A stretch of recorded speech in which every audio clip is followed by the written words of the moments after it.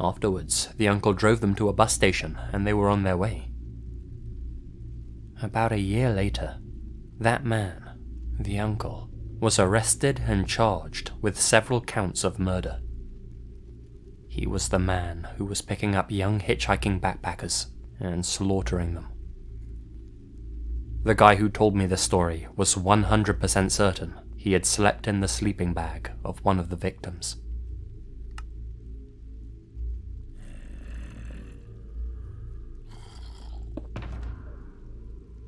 I'm from Chechnya and have witnessed more than a few bombings and shootouts in my life as a result of the insurgency here. Probably the scariest happened when I was about 9 or 10 years old. My father and I live in a village in the mountains. It was a hot point of the insurgency against Russia up until a few years ago. Russian FSB raids on insurgents there was somewhat common. Anyway, I was walking home from school with some of my friends one day, when all of a sudden we heard really loud bangs and booms in a nearby street. We all scatter like dogs. Me and my friend, Kazmat, hide in this back alley for a few minutes, just trying to lay low. The gunfire sounded like it was coming from everywhere, so we didn't want to move. Well, after about 3 or so minutes, this guy comes running around the corner and he's holding a rifle. He looks pretty young, maybe around 18, 19, 20. Long, dark brown hair, a scruffy beard that looked kind of funny because it hadn't grown in fully. I remember he was wearing a grey Puma hoodie. He was limping pretty bad as he'd been shot in the leg or been hit by shrapnel or something, and a lot of blood was coming out. We were behind a concrete wall, and he fired off a couple of rounds at whoever was behind the wall before running out of ammo. While trying to reload, he saw us and yelled at us something along the lines of, "God damn you kids, why are you here? Run!" Well, of course, being like 10, we were scared shitless and couldn't move. In the meantime, his gun jammed or something, because he was getting really angry and started crying and hitting his gun out of frustration. Right after that, on the other end of the wall, a guy with a ski mask and a bunch of armor pokes his head around the wall. He's a Russian FSB. He makes the shh hand movement, motions for us to lay low, and then shoots the other guy clean in the throat. He collapses and makes that awful, throaty sound people who get shot there make before they die. Me and Kazmat are hysterical at this point, because we're both kids, and the gunshots are ridiculously loud. We're scared we're going to die. A few more FSB troops come from behind the other side, shoot the guy's body a few more times for good measure, and then start stripping him, all the while making jokes about him, and talking about how they're going to take souvenirs from his corpse, and how much they love killing Chernozovy, a slur used by Russians for Chechens.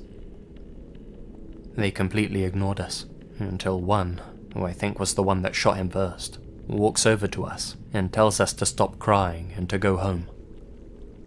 He actually seemed somewhat empathetic and patted us on the back as we got up, saying something along the lines of, "Sorry you had to see that, but you did good." We slowly get up and leave.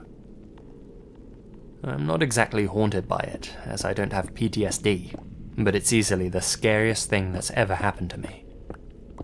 I think about it sometimes.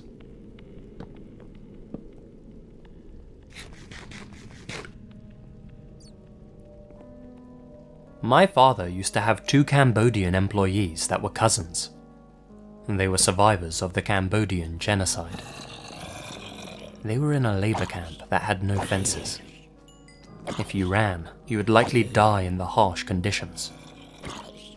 Every day, they would line up the prisoners and shoot one person at random, saying something like, "More of you will die if anyone leaves."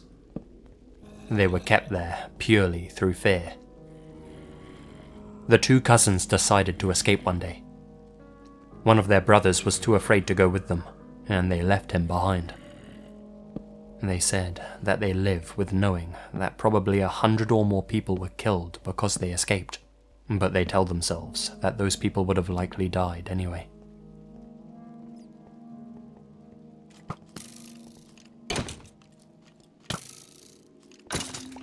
I was hitchhiking through South Australia heading west. I was about 14 years old at the time, and I got picked up by a carload of 20-something-year-old blokes in an old HQ. They were super drunk. At one point, one of these guys tells me that we're going to a party and asks if I want to come. Well, I was on a walkabout, and that's all about finding yourself and new experiences and all that. So I was like, hell yeah. But then, the driver got all upset. No, he says. In a loud voice, he shouts, "Fuck you guys, not again." And he screeched the car to a stop in the middle of fucking nowhere. "Get out," he says to me. I'm like, what? And all these other guys are protesting. He looks me dead in the eyes and says, "Get out, now." He seemed pretty serious, so I did. Everyone else in the car was losing their collective shit, and I was left standing on the side of the road, 200 clicks from fucking anything. Now, I don't know what they were planning, but in retrospect, I'm fairly sure it wasn't anything good.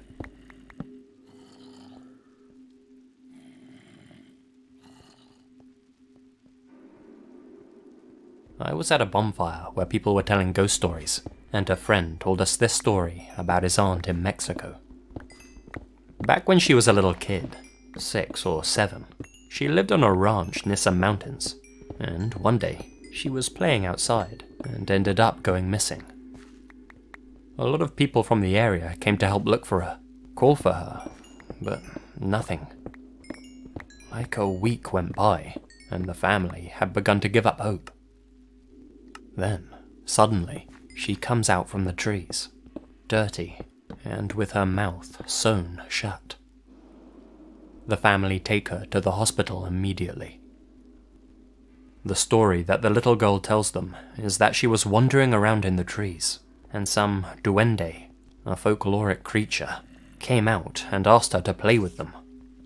So she goes with them in the woods, and when she starts to get hungry, they tell her that she needs to stay, so she does.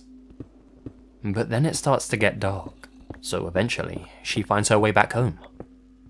She apparently thought she was only gone a couple of hours, not a week. Apparently, afterwards, that girl, the aunt, was never the same again, and she grew up to be a very quiet and reserved woman. He says she still has scars from where her mouth was sewn shut. So, while everyone at the time was telling stories about how duende are 100% real, and some people had even seen them when visiting their families in Mexico, that's definitely scary on its own. But for this story in particular, what's scary is that this 7-year-old girl was taken from her family ranch and held hostage in the woods for a week, where she was so tortured that she ended up blocking out what happened to her and came up with a story in order to cope. And then the people who took her sewed her mouth shut, probably thinking she would die before she ever made it back to her family's home.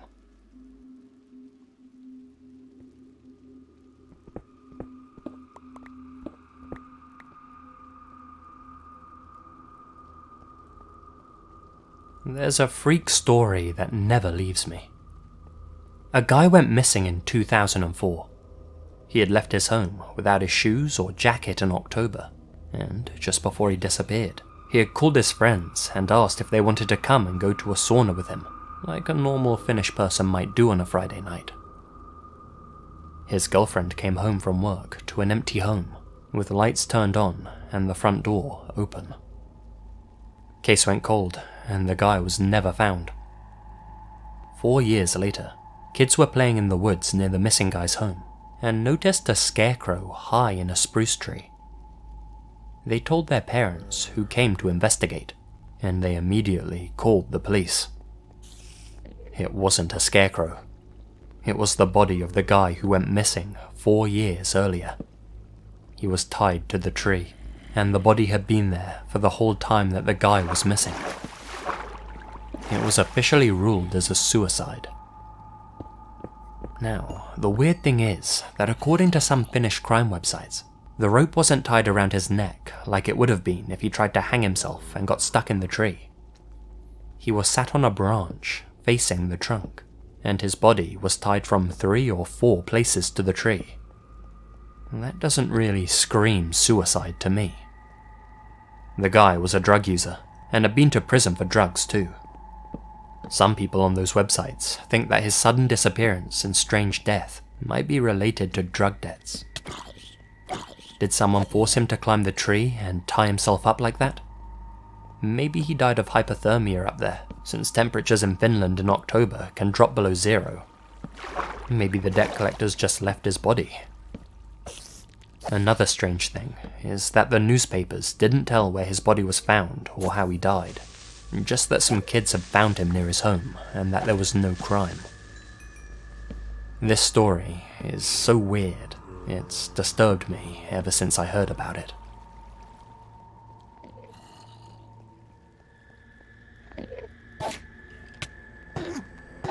My mum was an ER nurse.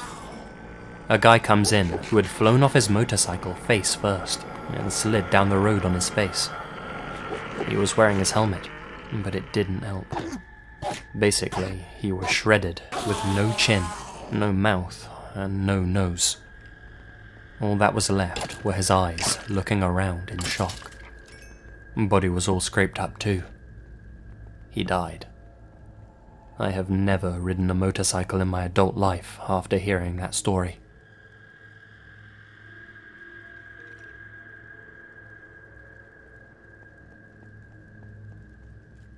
A bit over a decade ago, I helped carry a few dead guys out of an armoured car and into an ambulance. Like a testament to its maker, the armoured car was relatively intact, and the hull and cabin weren't punctured. The vehicle had been thrown so far and so fast that the occupants were almost liquefied in their own skin. I remember my buddy saying, "It doesn't matter how strong a hull is if you throw it far enough." The occupants were much harder to carry than normal dead weight, as they were floppy and contorted. They bent like Gumby moved. Thinking about it sucks, and I occasionally have nightmares. I'll definitely never forget it.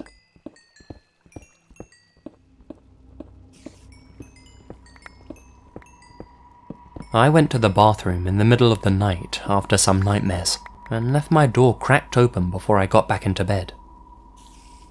When I fell asleep, I dreamt that I was outside my room. In the dream, I saw my door cracked open. I pushed it open and then saw myself sleeping.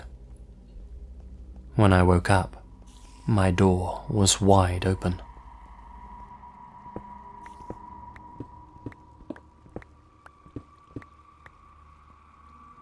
So, years and years back, on an autumn night, I experienced my first and only bad trip from magic mushrooms. I ended up locking myself in my bedroom in my flat, and at one point heard the most horrible noises. Scratching, and a kind of eerily wet choke over and over. It just never seemed to end. I was curled up in a ball, scared out of my mind at whatever this thing was trying to break through my wall. Well, it eventually stopped, but the night wasn't over for me, and stayed bad until I eventually drifted back to reality and passed out from the stress of what I had heard. Now, here's where the real horror comes in. Those noises weren't a part of my trip. My upstairs neighbour, whose staircase went along my bedroom wall, had died that night from an overdose. He had vomited into his lungs bad enough to be lethal, but not bad enough to be fast, and he had been crawling up my wall, presumably to get my attention. I found out over the next few days that he wasn't alone. His best friend had KO'd on the couch, and the dead guy had gone into the bathroom to be sick. It went wrong, and when staggering out, he had fallen down the stairs, leaving him badly injured and stuck at the bottom, next to my wall. I don't see it as a case I could have helped in. Had I been sober enough to do anything, I wouldn't have been home at all. But as terrifying as what I felt was, I feel what he went through was a terror most couldn't imagine. I know I can't. Trapped, dying, and with people around, but you can't get their attention. That's nightmare fuel at its worst.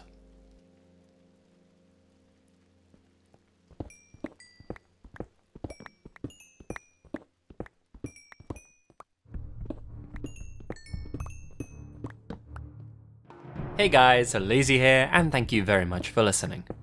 Well, a little late with the Halloween video this year, but I hope you enjoyed it nonetheless. Some spooky stories in this one, I hope you enjoyed them. And I'll have another video ready for you guys very soon actually, I've got it in the works, so stay tuned for that. Not much more to add this time guys, so remember to smash that like button or I'll smash you, and I'll see you in the next one. Until then, stay spooky, and remember, the best things happen in the dark.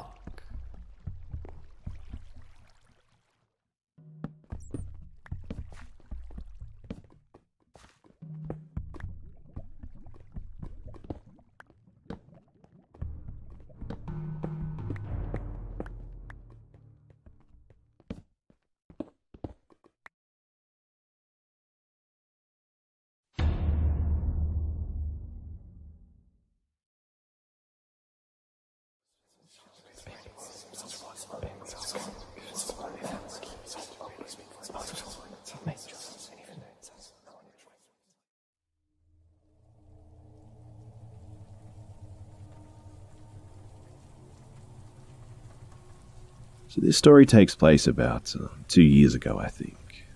I was working graveyard in a small town casino in the cafe on Halloween night. I was dressed up as Hermione because I'm a huge Harry Potter fan and my work has a Halloween contest, so I thought I would put myself out there, which I never do, mind you, and get in on the fun.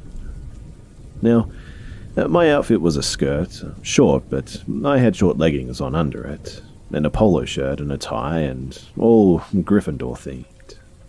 I'm on the cashier, and it's about 2 AM, and we don't usually have any customers at this time, but since it's Halloween, we were busier than normal.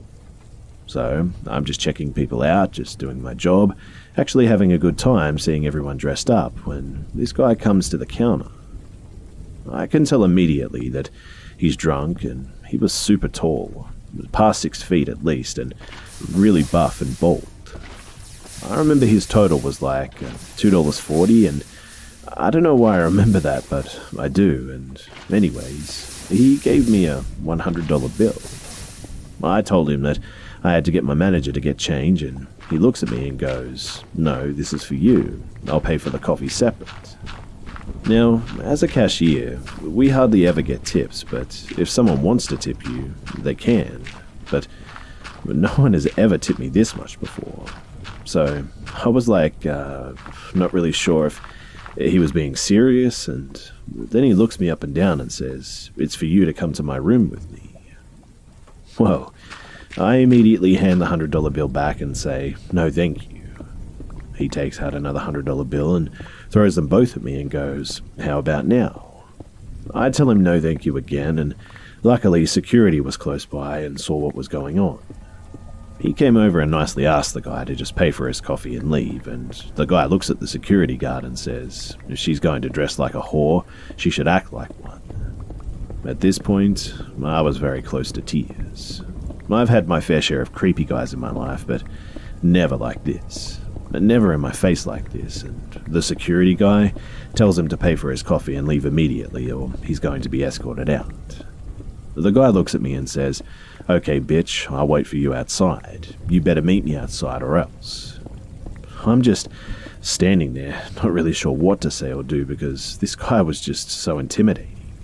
The security guy tells this guy that this is a threat and calls the cops.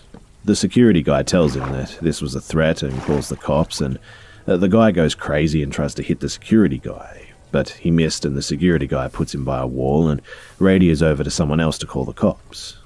So the creep keeps looking over at me saying things like, Why do all whores act like this? At least I would have paid you, and dumb bitch, and all that sort of stuff. This all happened so quick and escalated so quickly, and I felt like I barely had time to think, to be honest. At this point, I'm crying, and my co-workers take me to the back, and the cops come and arrest the guy. I guess he had punched a hole through the wall too, and tried to hit one of the cops or something. The cops took my statement, and I was allowed to leave early. The same security guy walked me to my car too. I thanked him repeatedly too. Now, the fucked up thing is that, apparently, this guy was a huge spender at the casino, and the casino didn't even press charges or 86 him or anything. And after I heard about that, I quit soon after.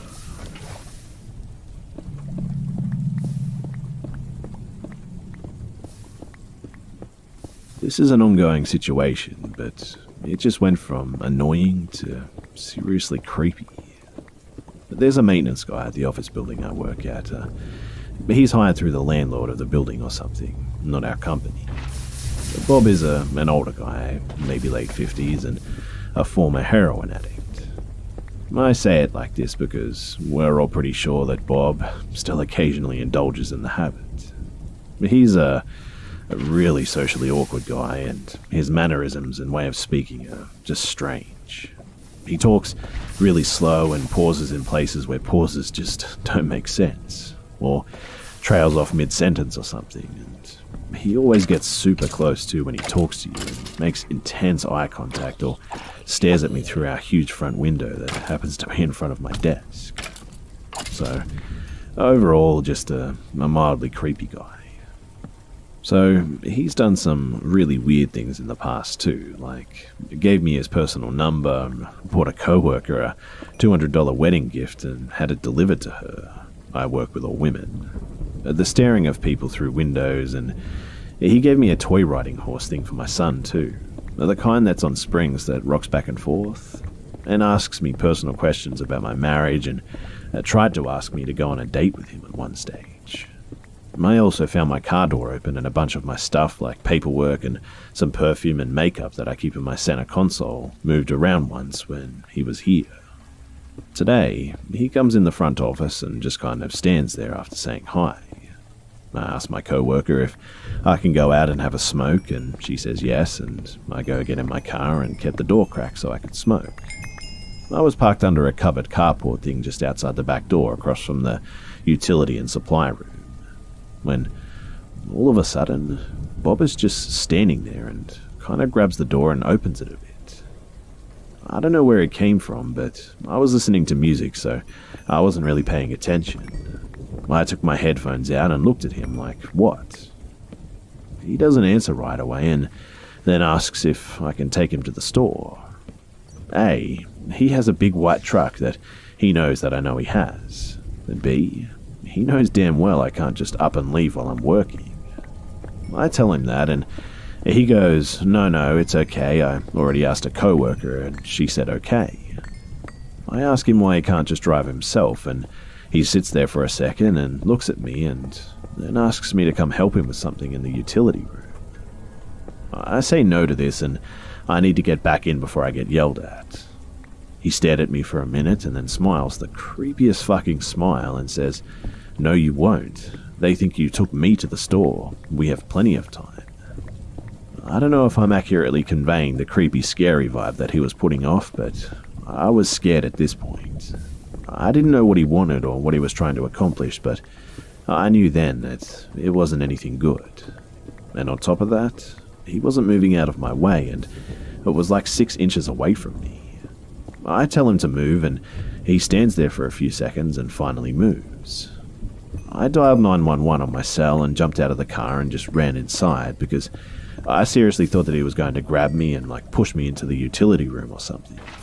But to be quite honest too, I'm still really shook about it. Oh, and he didn't ask a co-worker anything about the store too. He made that whole damn thing up. This guy is creepy as hell, and he left right after that whole thing, and I really don't know what to do about the whole situation.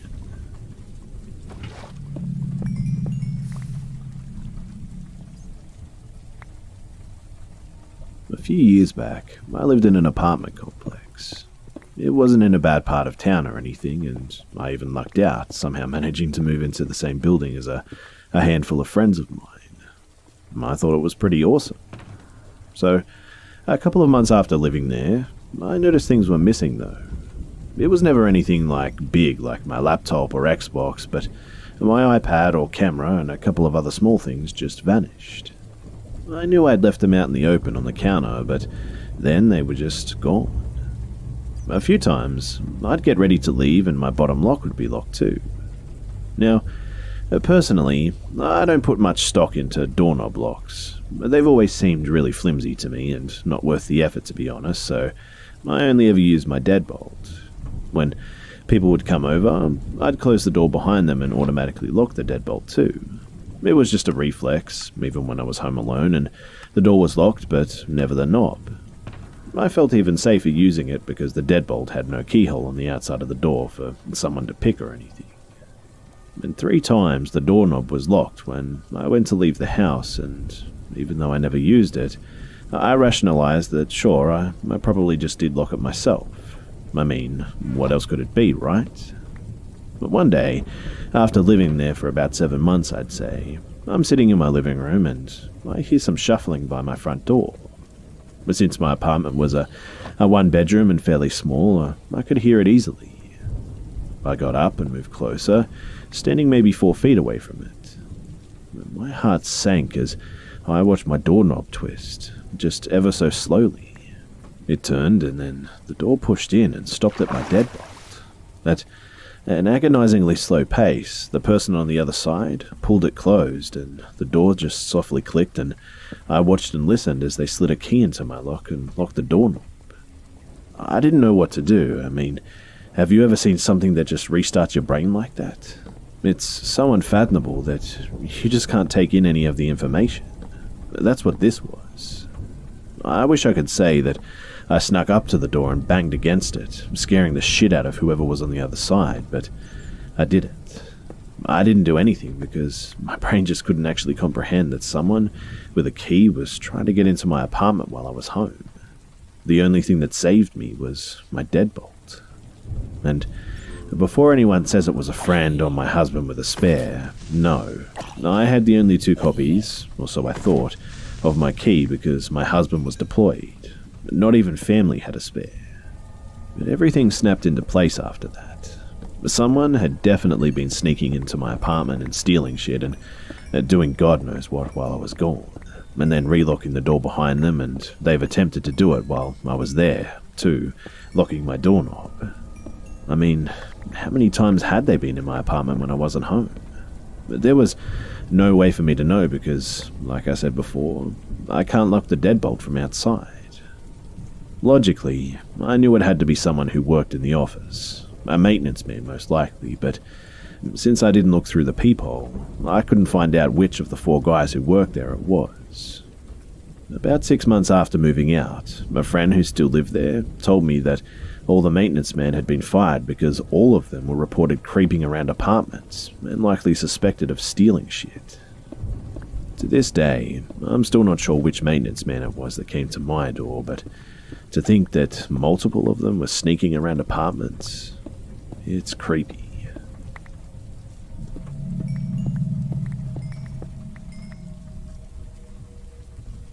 Back when I was 14 or 15, I hung around with a sizable group of friends.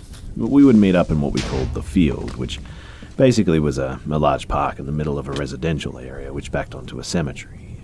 On one side was an imposing hotel with large grounds, and on the other was a fenced-in wasteland.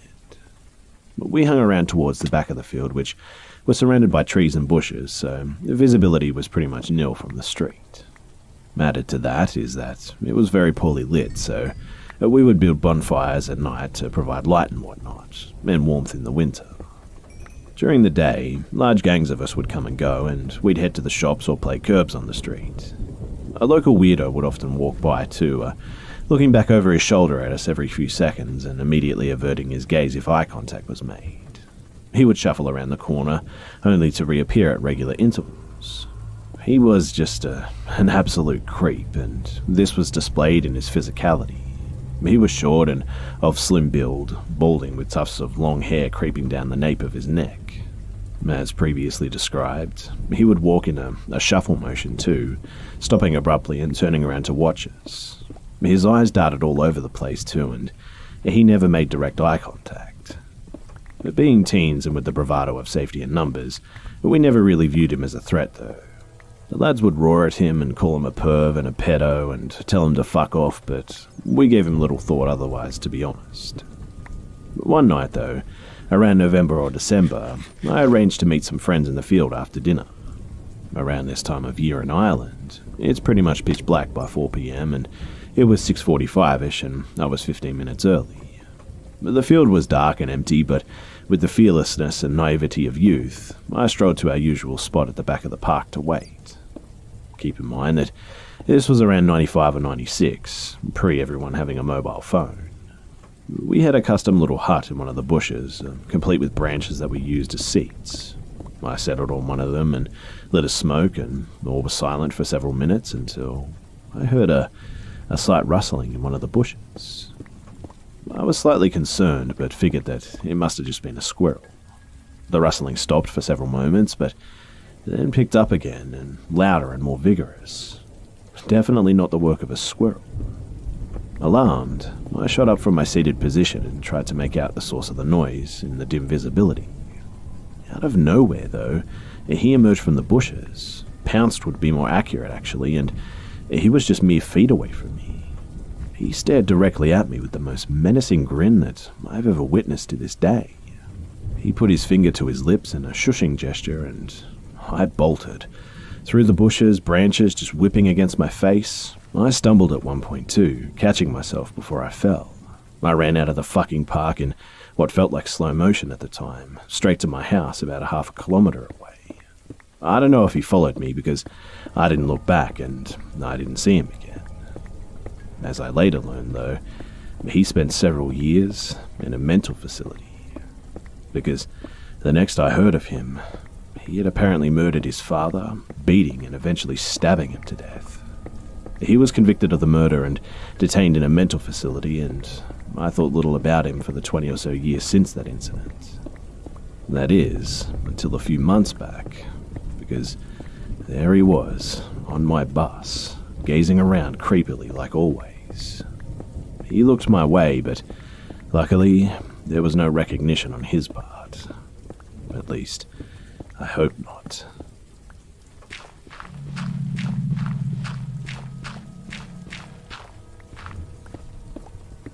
This happened a little bit ago, about a month, and it was a bizarre experience to say the least.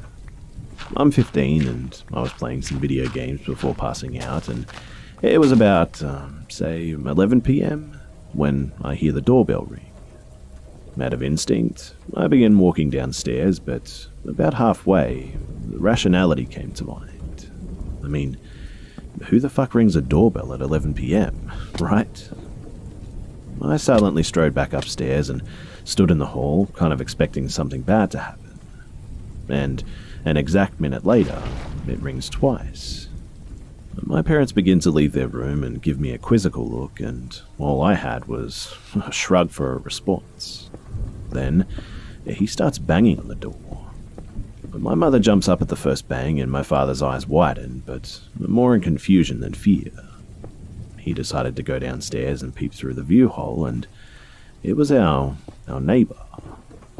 My dad hesitantly opened the door, and I could hear my father's voice tremble slightly. Hey, what do you need?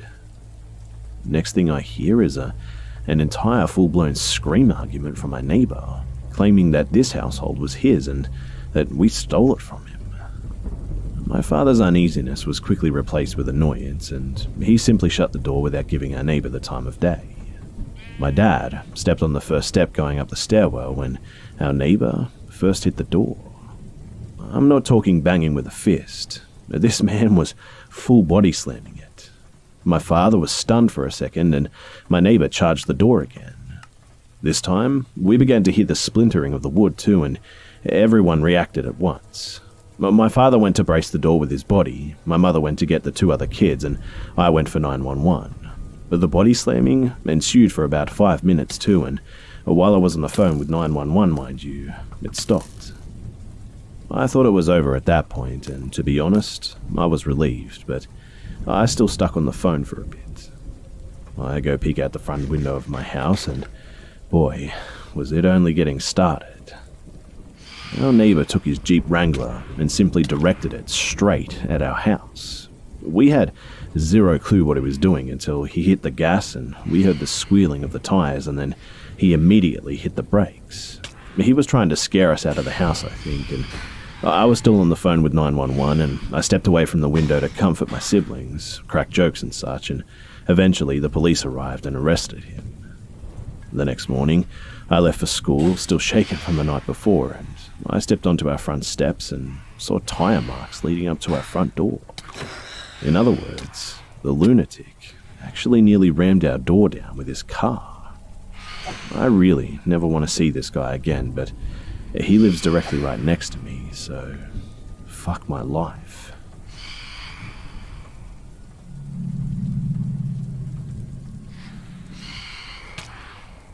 This happened about 4 years ago. Some backstory first.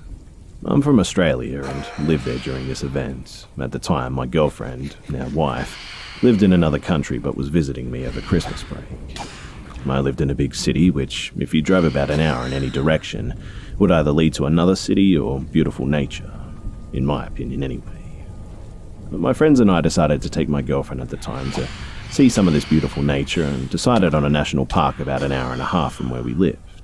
This place is definitely no sort of secret location, and it's pretty well known, but there are a ton of different areas to it, all with different rural and windy roads that take you to various areas of the park.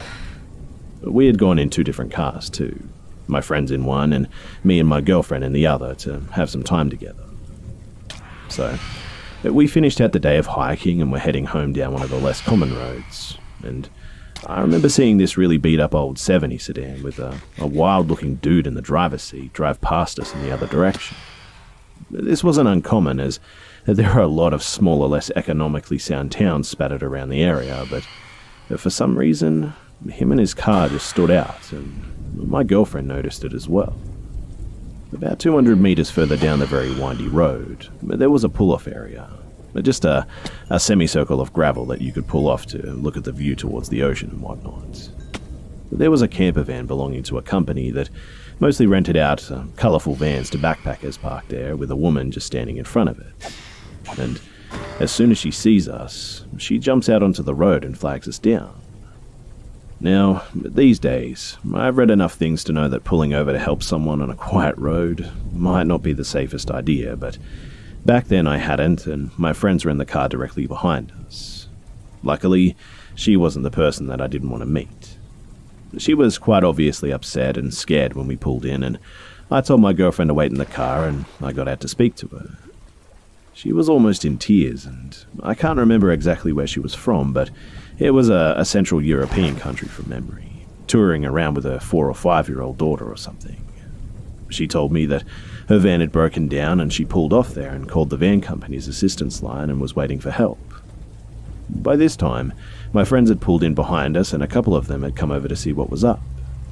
So apparently, a scary man had driven past her a few times already, the first time pulling over to offer to take her and her daughter to the nearest town for help.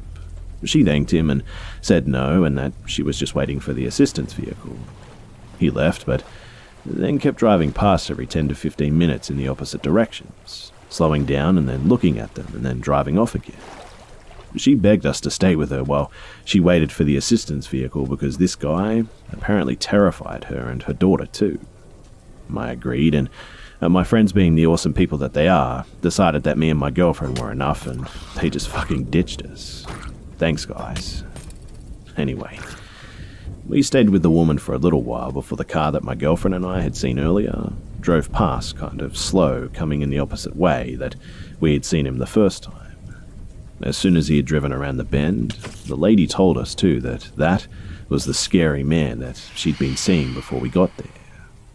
This got my girlfriend and I to take her much more seriously after the feeling we got from the guy just seeing him on the road.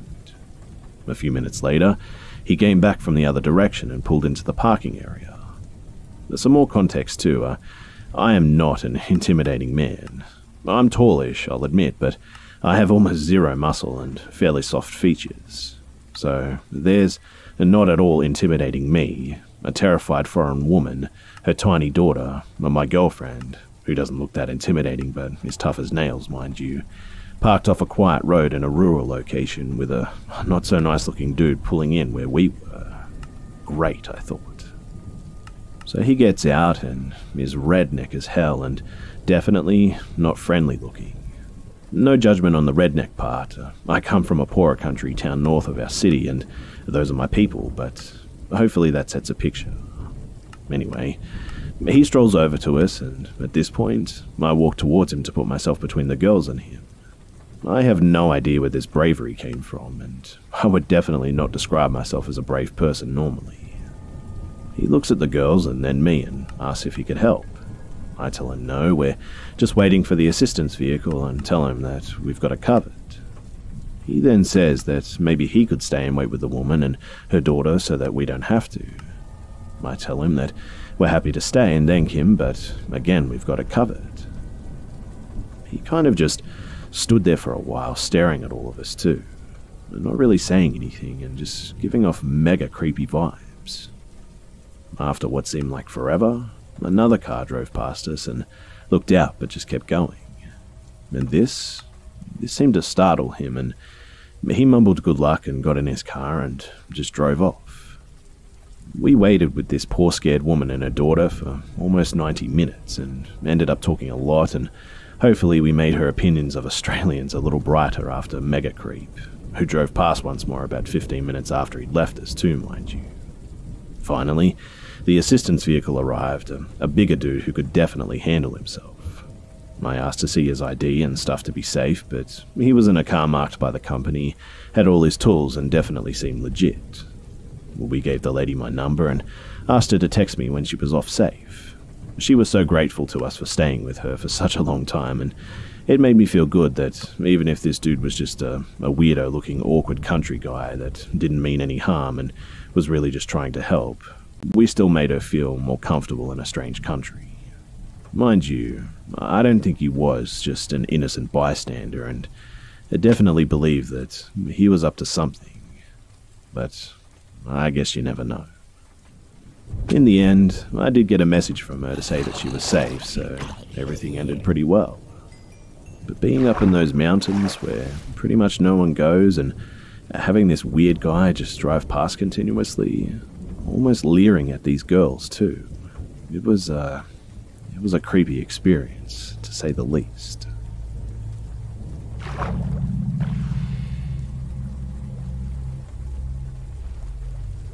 In 2007, I was a freshman going on sophomore in college, and my brother, Martin, was still in high school. We have two much younger siblings too, so at the time, they were around elementary school age. My parents decided to take a cruise for their 20th wedding anniversary that year, so my brother and I were voluntold to watch my younger brother and sister, Cole and Charlotte.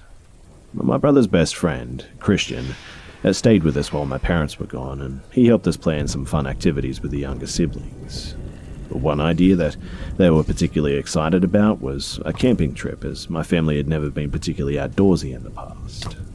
Their eyes lit up at the prospect of cooking our dinner over a campfire and fishing in the stream. Since it was early summertime too, we had the great luck of warm but not too hot weather and a beautiful clear sky for stargazing. Finally packed and ready for the somewhat long drive to the mountains, we checked into our campsite before dark, and Cole and Charlotte helped us to set up the tent. It was strange, but there were no other people at the campground, which was unusual for this time of year. But once we finished dinner, the younger brother and sister were ready for sleep, so Martin, Christian and I just stayed awake a little longer catching up and getting things ready for the next morning. Suddenly, a white Astro van pulled up in the camping spot directly next to ours. He had dozens to choose from, mind you, but chose to park right next to us.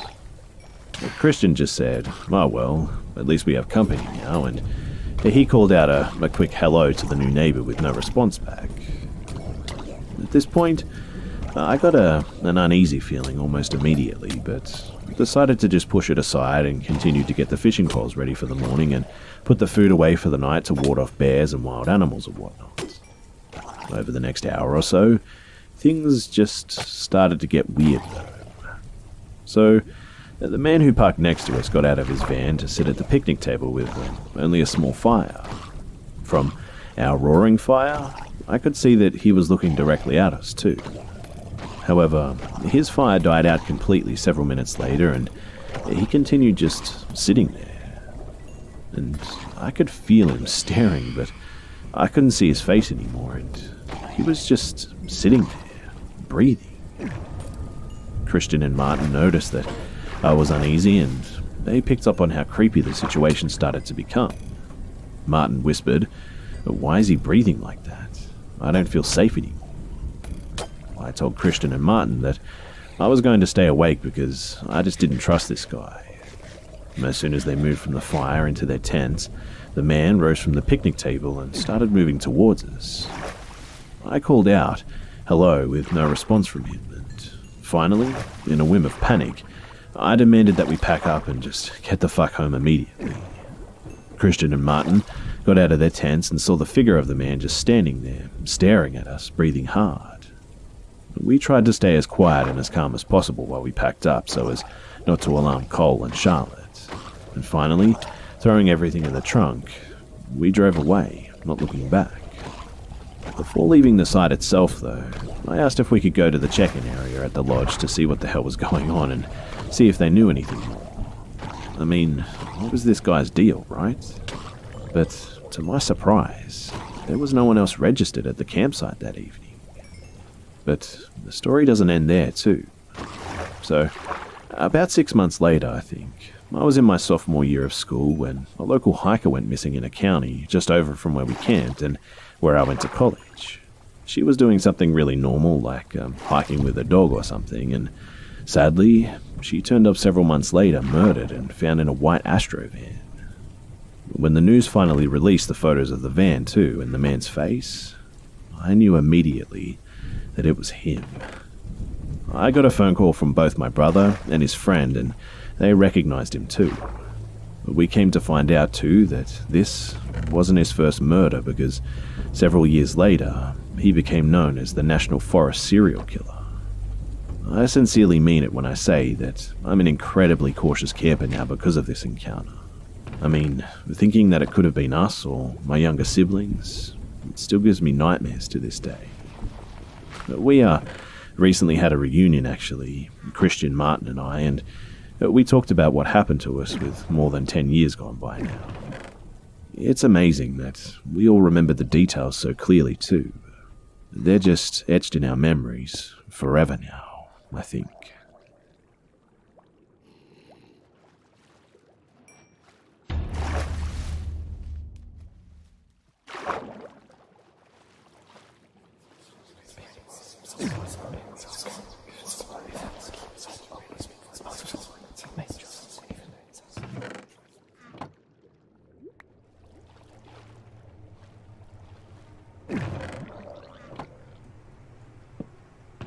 At the time this took place, I was a short girl with light brown skin, long curly hair, and a woman's figure.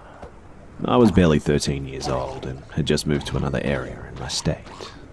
To my dismay, this dropped off half my credits. I was struggling in my last school though, and my parents heard great things about what we'll call Green Valley Junior High. The school went on a weird schedule compared to my old one. It was the same 4 classes each day, depending on the semester, and it was huge. 2 giant floors and at least 1,000 students. My first day was easy, of course. A new student, so everyone was trying to enlist me in whatever clique first. You know how it goes. Fast forward a week and I'm friends with these 4 girls now. Channing, Jessica, Brooke, and Madison. Out of all of them, I definitely look back now and single out Madison as the ringleader. She was thin, blonde, and pretty, but bossy as hell. I thought that she was cool though and wanted to be like her for some reason, but felt closer to Channing, who was brunette and pretty in her own right, just a little bit chubby. I only had one class with Jessica and Brooke, so I barely saw them at school. Channing and Madison, however, were both in bio with me at the end of the day. Because of them, it quickly became my favourite class too. Our teacher, Mr. Parks, was also a factor in this. He was always friendly to the three of us and always put us in group projects together so that we were never separated. He was happy I made such good friends since I was new, and Madison sometimes would spot him looking at us and joke around about kissing in front of him. I didn't think much of it because, honestly, she just said stuff like that. She was the cool bad girl, so to me it wasn't really surprising. I just laughed it off, but still, it was weird the way that she would look at him, with that flirtatious sparkle in her eye. She was obviously crushing, and he was kind of cute, I guess. Just way too old for us. But once I swore I saw him wink and grin at her too, but she said that he had something caught in his eye when she asked him about it. Later one night, we had our mums drop us all off at Jessica's house, who was having a slumber party for making A and Bs all year. I was excited because it was the first one I had all year, and the night started out fairly normal. A dinner with Jessica's mum, makeup, music, and a movie, and then, after Jess's mum went to bed, things heated up. Madison had snuck some vodka from her dad's liquor cabinet and packed it in a bag. She took the half-empty bottle out of her pack and invited us all to drink. I didn't want to, but I did because I didn't want to look lame in front of Madison. No one did. The party resumed and we had a good time, although later on I felt tipsy and Madison had started vomiting. This scared Jessica, who didn't want her mum to hear Madison going back and forth to the bathroom because we would get caught. So she suggested that we take her phone and call her brother to pick her up or something. Her brother and her were really tight and cool with each other, and we also decided to dispose of the vodka bottle. Brooke and Jessica would sneak Madison outside to her brother to retrieve her after Channing called him, and I would sneak out back to hide the vodka bottle where it could never be found. Seemed like a solid plan. We waited for Madison to stumble back to the bedroom from the bathroom, but it took forever, so Jessica had to go and help her. And man, she was toasted. While she was gone, Channing scrolled through Madison's phone to find her brother. Madison then got a text from someone that read, "I can't stop thinking about you." Channing whispered to me and Brooke that Madison had a boyfriend and she was hiding it from us. Needless to say, we started snooping. But then, things got weird. The guy talking to Madison was apparently in class with me, her, and Channing, but never spoke to us. I guess he really was a secret. We scrolled past some other romantic messages they sent, like, "You complete me, and I would do anything for you, and you're the most beautiful girl in the whole world." Really sweet stuff. Maybe one picture of Madison with makeup on there was sent too, and that's when I saw something that made my stomach drop right out of my ass. There was a text that read, "You should totally kiss your new friend. That would be so hot. I might even raise your grade to 100%. Maybe you can try to touch one of her huge boobs too and send me a picture. No one's as beautiful as you, babe, but girl on girl turns me on like crazy. You know that." I tried to hold my scream in, and when Jessica came back, she laid Madison down on the carpet and we showed her too. Jessica took the phone straight to her mum, who called Madison's mum. We all got in trouble for drinking after Madison was picked up, but Mr. Parks was immediately reported. I didn't see Madison at school again either, and apparently she was transferred. Mr. Parks was labelled a sex offender and locked up for 15 years because apparently he had nudes of Madison and two other girls around 13 or 14 saved on his phone and private laptop, and also because Madison admitted that they had done stuff, but it never went all the way. I admit that I still think about her sometimes and wonder how she ended up after all of this.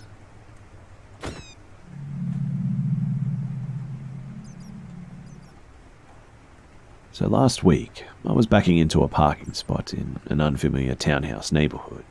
My girlfriend was dog sitting and I was visiting, and I caught my quarter panel on his older SUV, like early 2000s model. The car gets stuck and I have to make the scrape worse to get out. Basically, the sigh of shit moment. So, like a decent human being, I call my insurance, file a claim, and leave a note explaining the bumper scuff with my phone number. The guy waits until late the next day and texts me, giving his name and asking for my name and address. I don't leave my name on notes in public. A phone number is generally fine, and he lets me know that he's going to call me. Most of that seemed fine, except that he didn't need my address, so I replied with my name, policy number, insurance company, and claim number so that he could get his car fixed. Again, it was a minor scrape that took the chrome off the corner of his bumper and nothing else, not even a dent. So he replies asking me if I live in the neighborhood, and I told him no and I was just visiting. No response. Cool. There are a lot of federal intelligence and R&D employees and contractors in this area, so privacy is a pretty normal thing here. A lot of the people will just reply analyst when you ask what they do, which is code for stop asking about that. So he calls me and I pick up and we chat. He's pressuring me to do it out of pocket, saying shit like, oh, if you just keep making claims they'll raise your rates and even drop you. Thanks for the advice, but my last claim was comprehensive, like 8 years ago. I think I'm fine. At this point, I'm glad I sent pictures to my insurance company and had a text exchange, so I have things in writing. So then, he's like, yeah, so I looked you up online and got your address, and like your last 3 addresses, so I should have what I need. And now, I'm creeped out. Like, dude, I scuffed your bumper. I didn't break into your house. You don't need to know where I live. You need my insurance information, and you've got it. Just leave me alone. So Friday rolls around, and someone I know was killed Thursday afternoon, and I attended their vigil in the afternoon on Friday. Obviously, I'm not in a good mood to deal with this kind of crap. And again, he already has my information anyway. But the dude calls me again, leaving an incomprehensible voicemail and text saying, just called you, during the vigil. Thankfully, I remembered to silence my phone, and he texts me again with, by the way, who were you visiting? A few hours later. This dude is obviously following me. I blocked his number, and he can either call insurance or he can just go to hell. This is way overboard for a scuffed bumper on a 15-plus-year-old car that I'm admitting fault for. I don't know what this guy's problem is, but it's not cool being followed like this.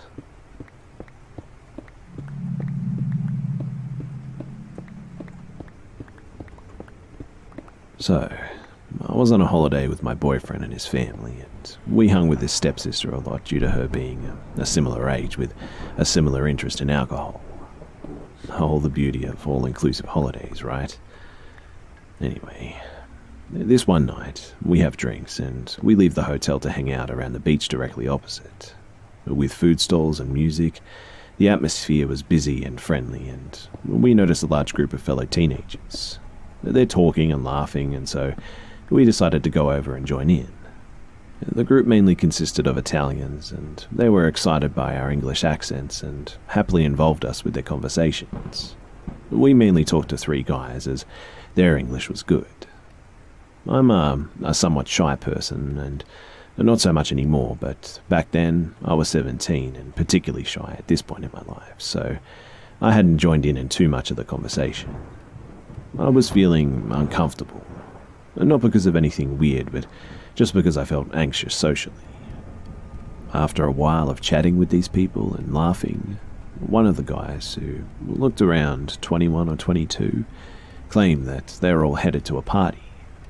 Some people in the group cheered at the prospect of the party, and shortly after a car drove over to pick them up. The majority of the people either jumped in the car, driving off cheering and shouting, or simply walked in the same direction as the car. We were left with the 21 to 22-year-old, heavy-built and tall guy. He told us that he was going to lead us to the party as we'd been asked to join them all, and we had obliged. I wasn't too keen on going, if I'm being honest, but my boyfriend and his stepsister, they were, and as I knew that there were going to be lots of people there, I thought that there would be no harm in attending a party with fellow teens. So this guy starts leading us down the streets, telling us how he used to live here for 2 years and how he loves it. Note that we were not walking in the same direction as the car or the other people, mind you, but I put that down as maybe he was taking us through a shortcut or something. After about 10 or 15 minutes of walking, the guy starts getting a bit confused and was looking around as if he didn't know which direction to take next.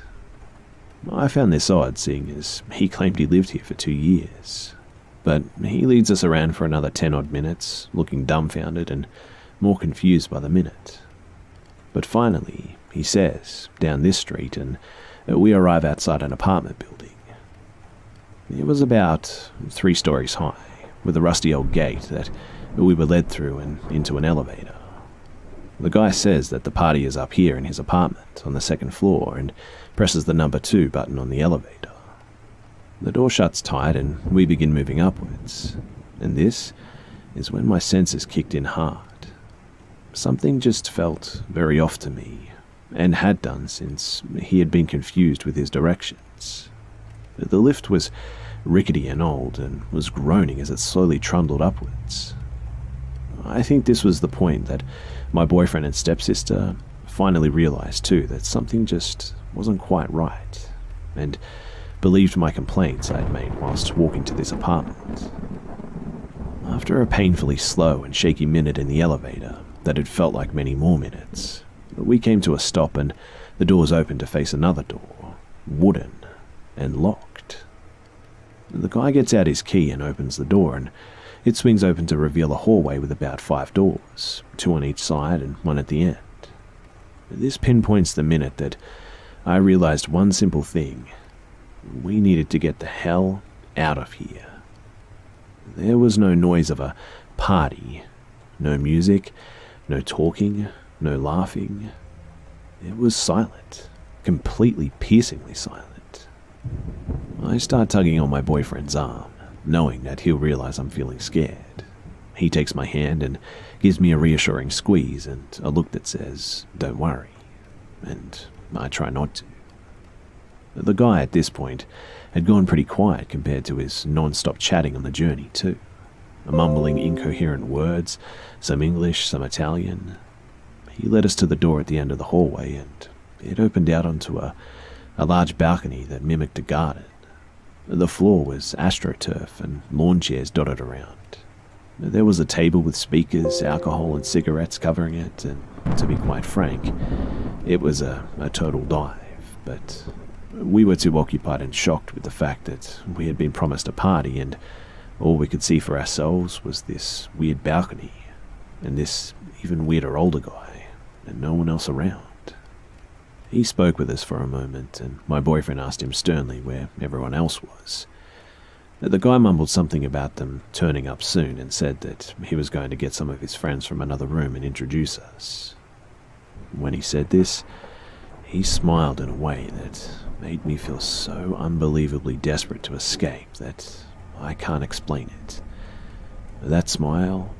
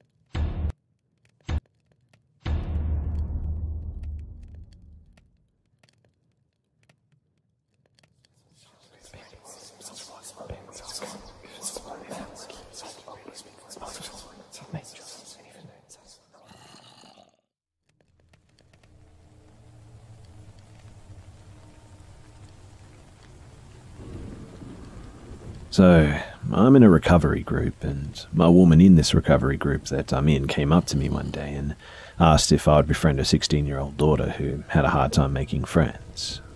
I agreed, and I didn't see much harm in it.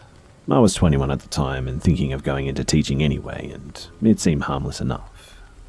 So, I met the girl and began to include her in outings with my group of friends. She seemed okay at first, and I thought that she was just really quiet. She began to open up to me and shared some of her struggles, and it seemed like she had a pretty hard life. I tried to be as supportive as I could, though. The more she was around, though, the stranger her behavior seemed to grow. When she was around me, she began to barely say anything at all, in fact, and would just stare at me in this mouth-breathing kind of way. But when we were apart, she would text and call me incessantly. She began to have frequent crisis moments too, seeking attention and asking me to come around to her aid. The last crisis that she had was a text message claiming that she had just been in a car accident. I called her mother about this, only to find out that the whole thing was just completely made up and had not happened. This whole thing began to be overwhelming, and I started to back off. When I backed off, the calls and the texts just blew up. I started finding small gifts that were left at my door in my car, and one of these was a burnt CD that she had written that contained all our songs on it. When I looked around my apartment, I found that a number of my small trinkets had gone missing too. She later confessed that she had taken a few things and hoped that I didn't mind, so she could be able to remember me when I wasn't around. The last thing that happened before I just finally told her to just stop contacting me, period, was an excited text where she claimed that she had just gotten a car, and including a license plate that was just like mine, and she was coming to my college campus to find me. I didn't believe it until I was sitting on the steps of a building near the main loop, and here she came, indeed, in a car complete with a license plate that was nearly identical to mine. That completely freaked me out, and I'll never forget the phone call that I made to her telling her that there would be no more contact. She was sobbing and screaming over and over, "You don't understand, you just don't understand." I contacted the police, who told me that all they could do was call the girl themselves and tell her to just stay away.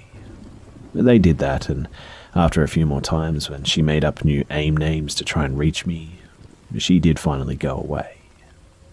A few weeks later, someone else from my university reached out to me and said that this girl had apparently been going around and saying in some LGBT support group that I was her girlfriend. The girl from my university knew of me and knew that there was no way that this was true too. She also revealed to me that she had been through near exactly what I had been through with this girl, just trying to be a friend, and the friendship being taken to this whole other creepy level where it just did not belong. It was really shocking, to say the least, to hear from someone who had been through what I'd been through that it was pretty much exactly the same. I no longer live in this city, thank God, and I never heard from the stalker girl again, but it seemed like she just moved on from one fixation to another after it all ended with me. Anyway, just be careful who you're nice to, and thanks for listening.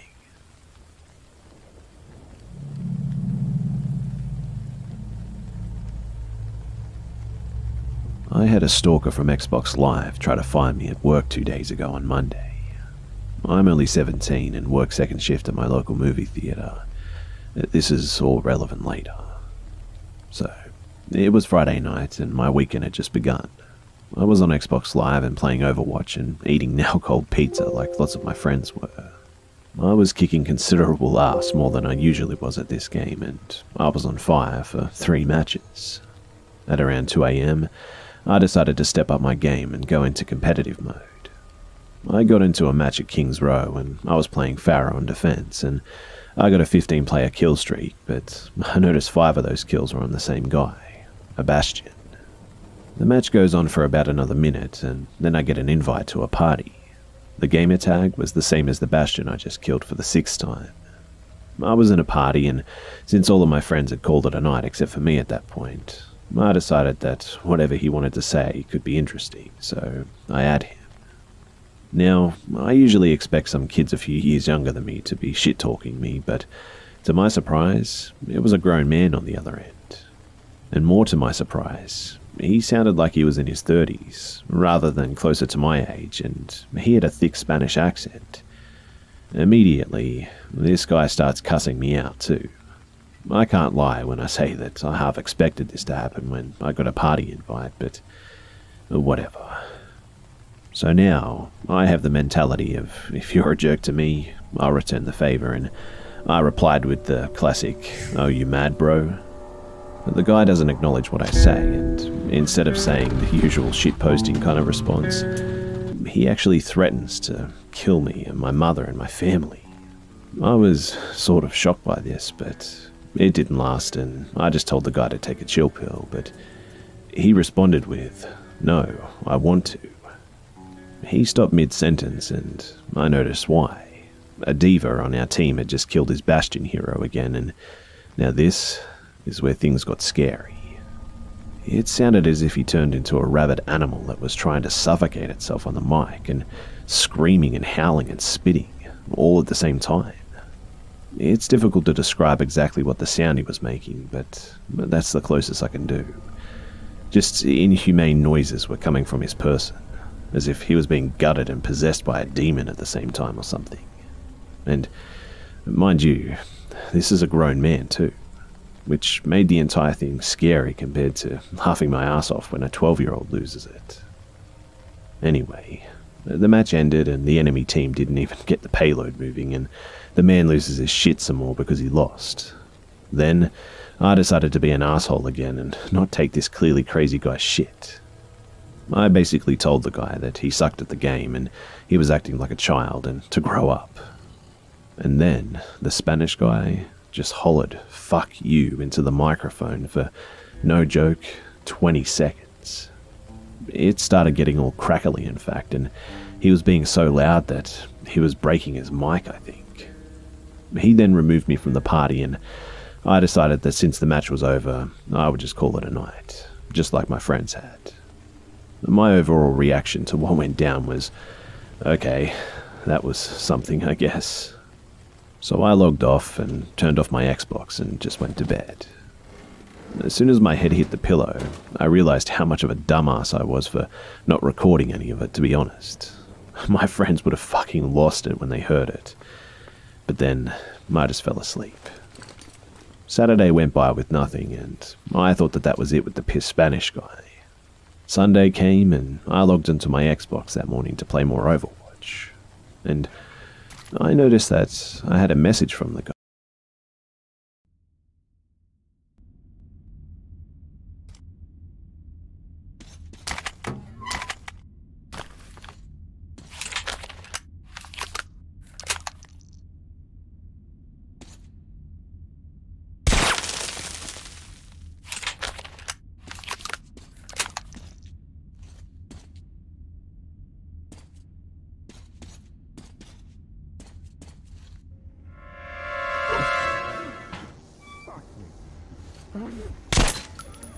Quit shaking. The manual says it's the red wire, so that's the one you cut.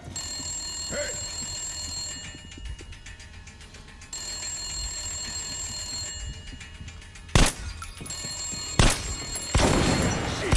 Clip empty! I'm throwing the grenade cover! I'm gonna get...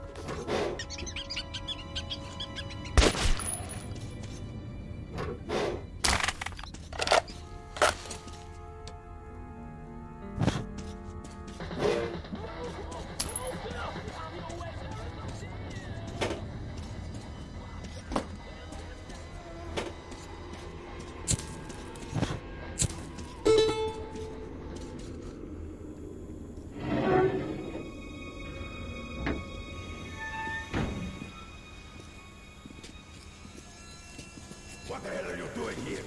Who's gonna patrol the premises? What the fuck was that? Hey, what the? Looks like there's...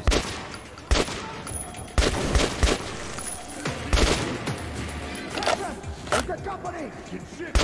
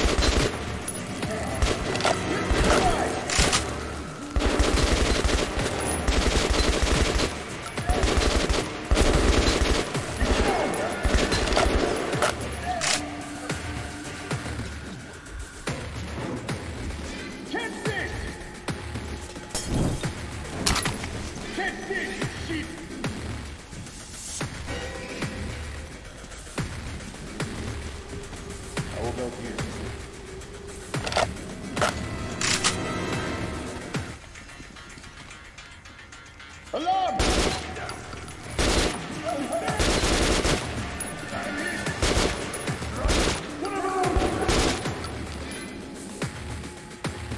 We've got to make them pay!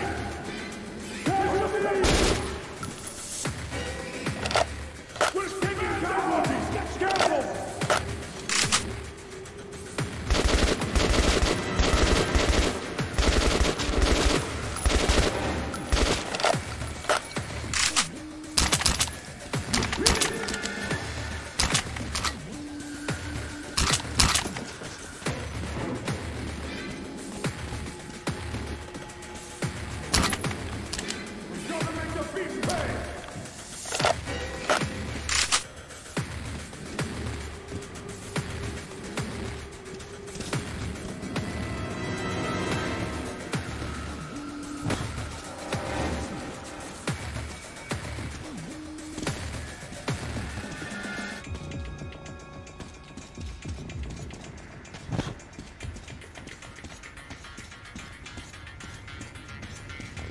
Let's move out and find the fuck. Hey, you! Capitalist! Surrender!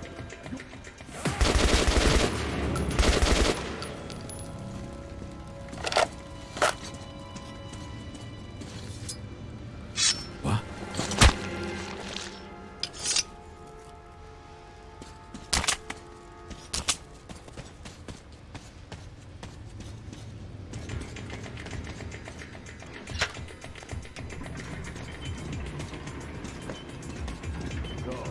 Look for the beach.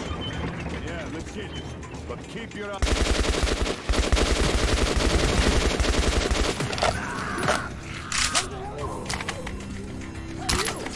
Give yourself up, I will ask you nicely! Stupid! Just get to go to camp.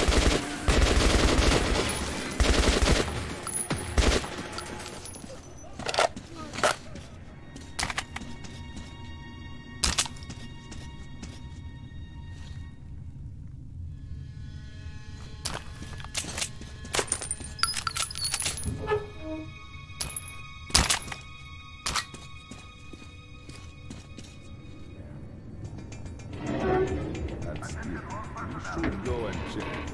What the hell did they want? Probably the usual shit about safety precautions. Casualties are mounting!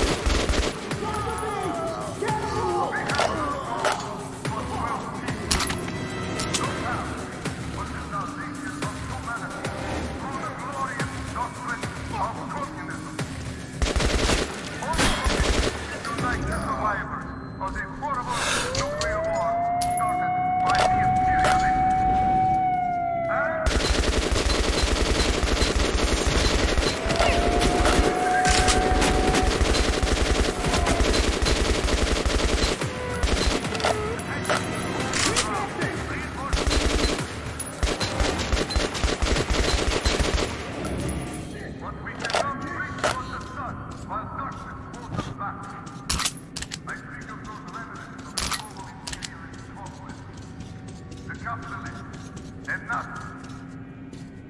Those promoters of concentration camps escaped. Hunt and the Fourth Reich. And quite possibly the Ranger cohort in the order. Our sworn enemies want nothing less than the subjugation of the entire vessel, turning free citizens into serfs, lords, and adults.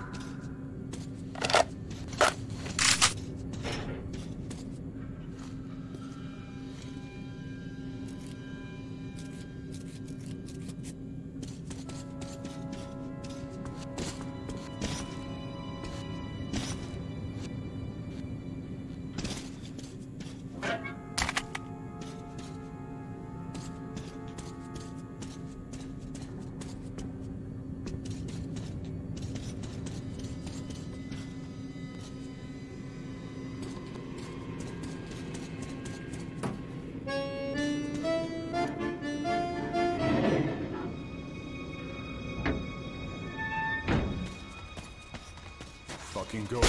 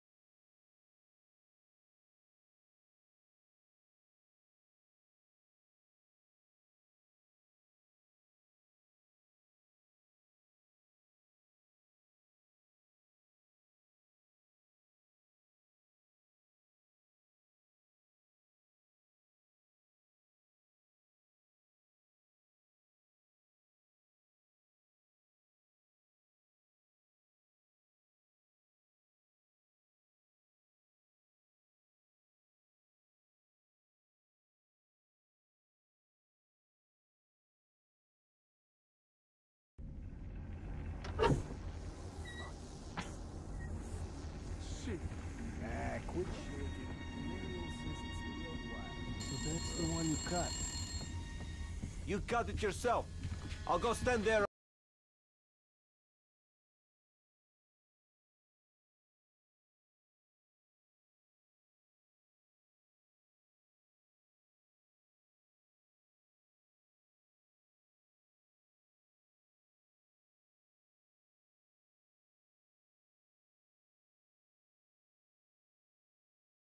Around the corner.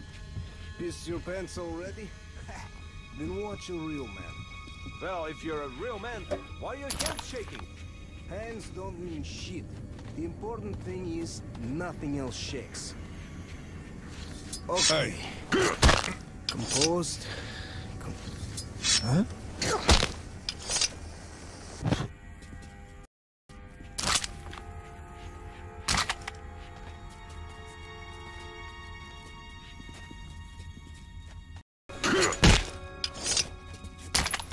Second post.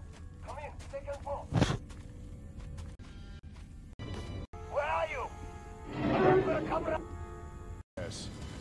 Get to I will first onto them. Too many That shit. The shit up. Look. Failed to turn up at roll call.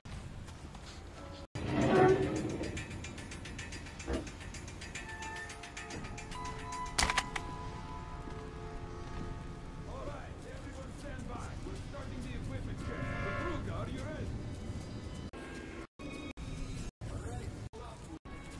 Huh? What was that? What's this for? One moment.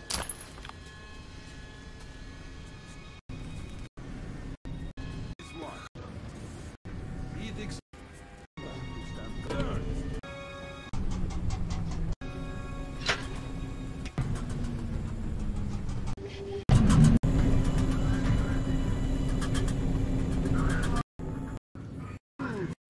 The good specific. The shift's nearly over.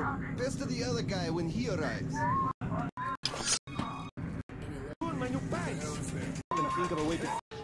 I have one.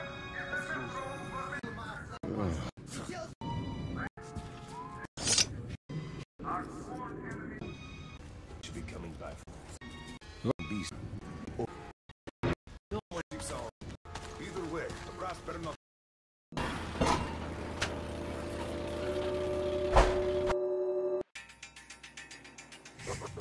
Now.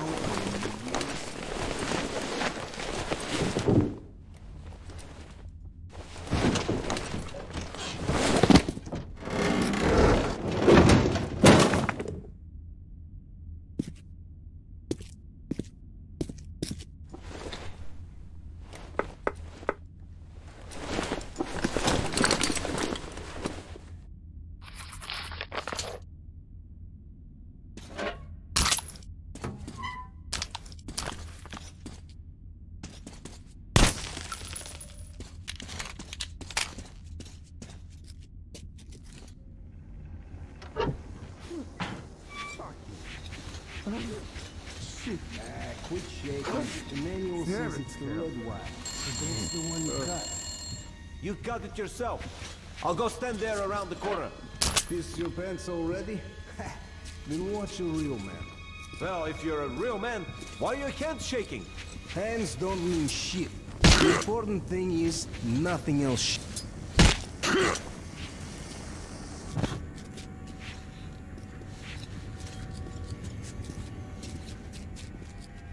Second post. Come in. Second post.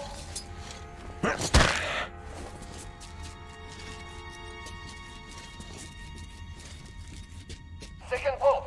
Come in. Second post.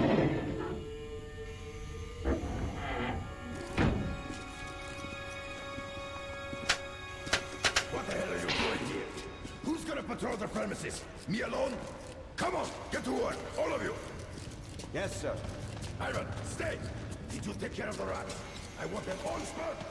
Commander, we're not shooting is one thing, but we can't burn people alive. What do you mean? Peace? Shooting? Are you out of it? Aren't you talking about the refugees? What refugees? Let the special department handle them. I'm talking real rats, tails and all. They've multiplied like crazy. So you go and do it, on the double. Yes, sir.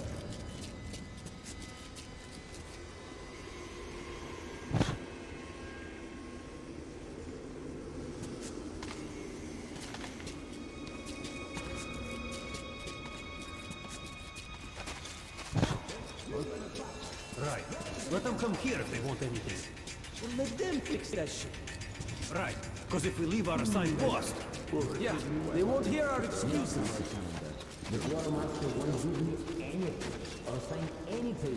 Hey, you! Down there! Watch out for your head! To hell with papers! Tell him he does not replace our weapon tonight. You're both going to the hole. The shit already stored to capacity. This keeps up, we'll be glowing like stalkers. Shut up, it's our job. Just be happy they don't make you collect this crap on the surface. Okay. Are we going to... Any more deliveries today? Well, that was the last one. Great. I'm taking a smoke break. Don't take too long. You know what happens to those who fail to turn up at the roll call?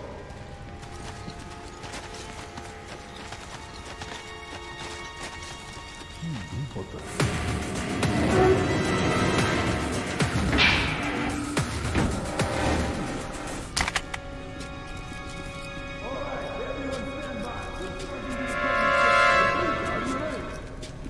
One moment.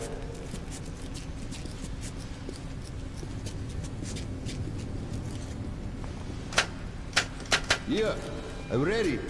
Then let's move along the lead. Standard. Catalyst stay. Hey, okay. Compressor. Okay, ладно. Methanol output at the separator. Normal. Ease exchange of temperature. All right. Synthesis gas pressure. Nominal. Great, got that. Let's move to the second. One moment.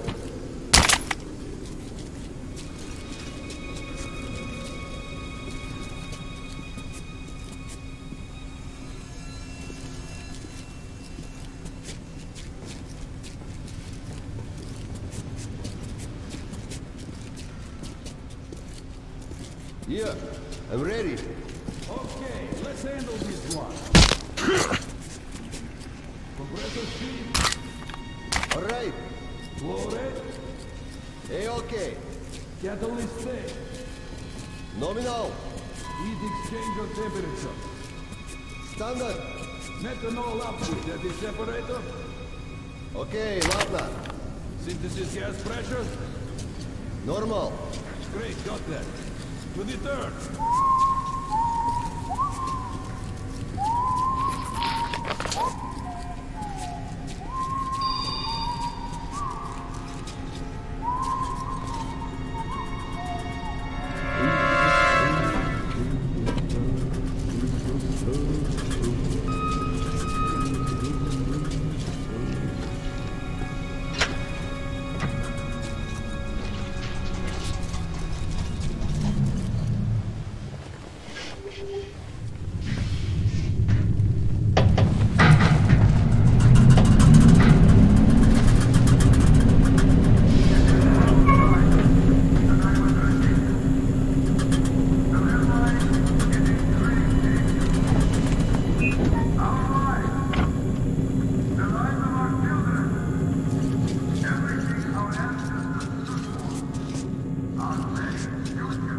Hey!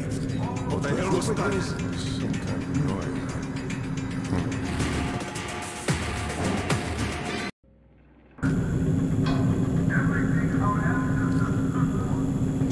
Who's there? What the? Hell, none of them.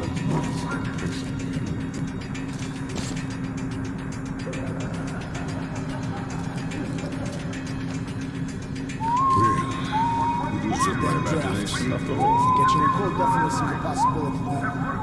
Did you accept the delivery and sign the manifest?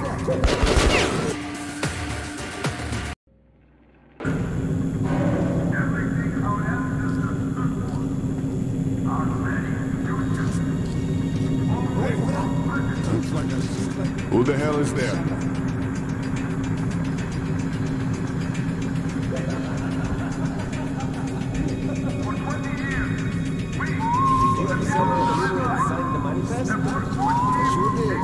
Where'd you put the goods? Wherever it's space left. Top shelves mostly. Can you be more specific? Specific? Wherever I left the ladder. There's our goods. My shift's nearly over. Best of the other guy when he arrives. All right. I'll go and check if everything's still there.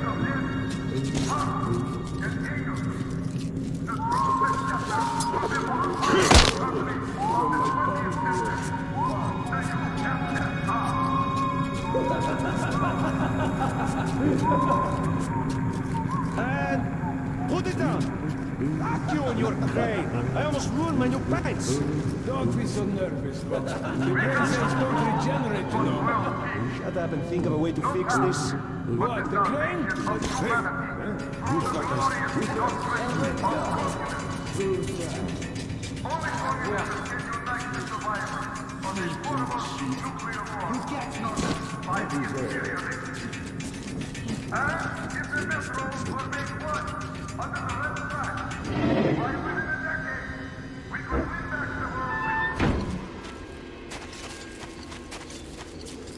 Are we going to stand here much longer? Nah, we should be coming back from the watch soon. Did you ever do watch duty there? Yeah, it's a creepy place. The station's nearby. Machine gun, searchlight, your comrades are around. Some muscles in the courtyard. Just freezes me. Why not burn those whips? We do that all the time. In a couple of weeks, the damn beasts are buried in colored fish. Damn, they sure are a lot of trouble. Maybe we should just weld the gate shut and be done with it. And what if we have to get to Venice fast? How will we go there? Take a train to Hansa territory? Forget it. The only way is to keep that damn watch there.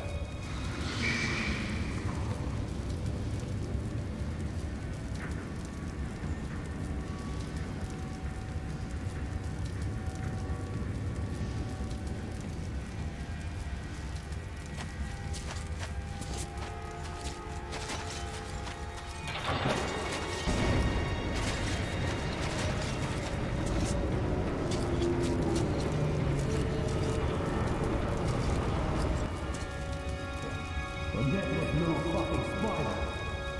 What the? How should I know? He looked like a human, with a large back at that. But when I lit the place up, there was nothing.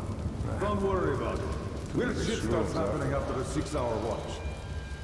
Maybe. But somebody's stealing the parts of food. Probably one of ours. Waiting till our backs are turned, then selling shit to Hansa. Either way, the brass better not hear you talking. If you say too much, they'll pin it on you.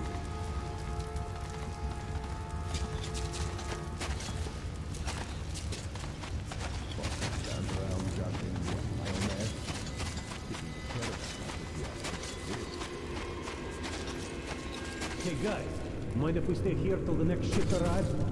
No problem with us. How about the smoke? Why not? I got my own smoke though.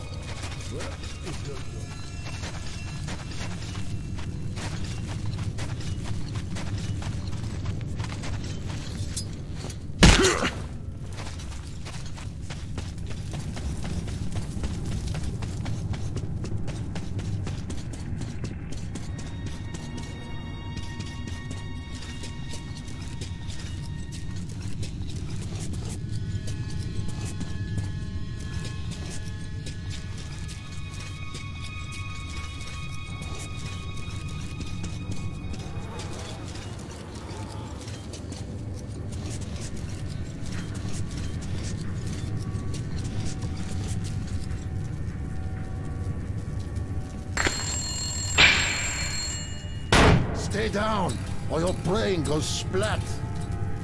Wait a minute. Artyom, is it you?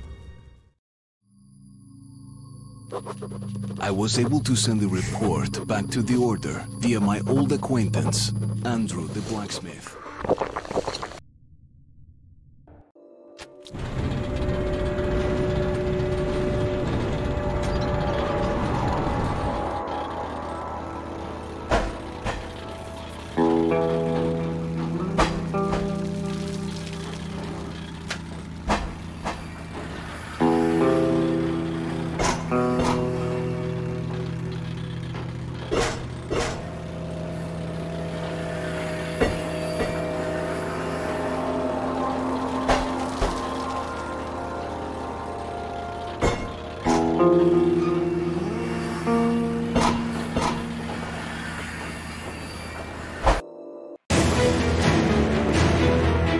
must prepare for a great war! Let's roll! Hold on to your hat, Hans! The shock troopers! Finally!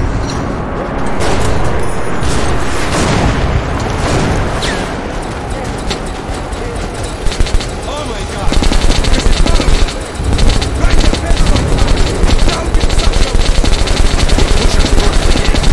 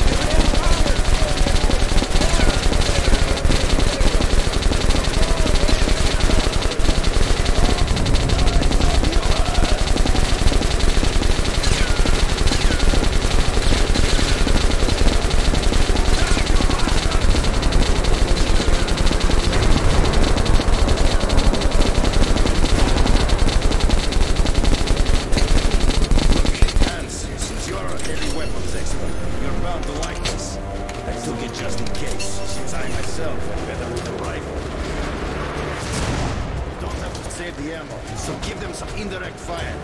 Just keep in mind that these grenades have contact fuses. Don't blast off.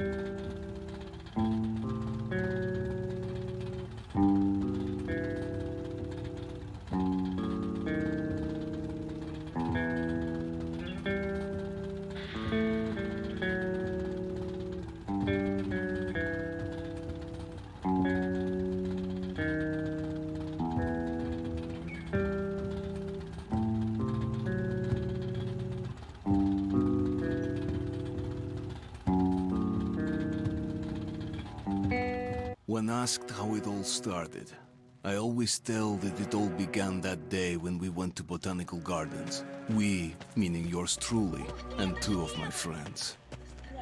Whose idea was it to visit the abandoned station? Who persuaded the others to go? I always tell them that I don't remember. I always lie.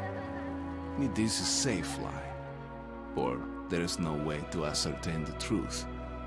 Both Vitaly and Eugene are dead now. The massive airlock doors shrugged and opened with a grinding sound, opening a road to hell for us and a road into the metro for the demons. But in fact, it all started that day when Mother said we should take a walk in the Botanical Gardens and go there by metro.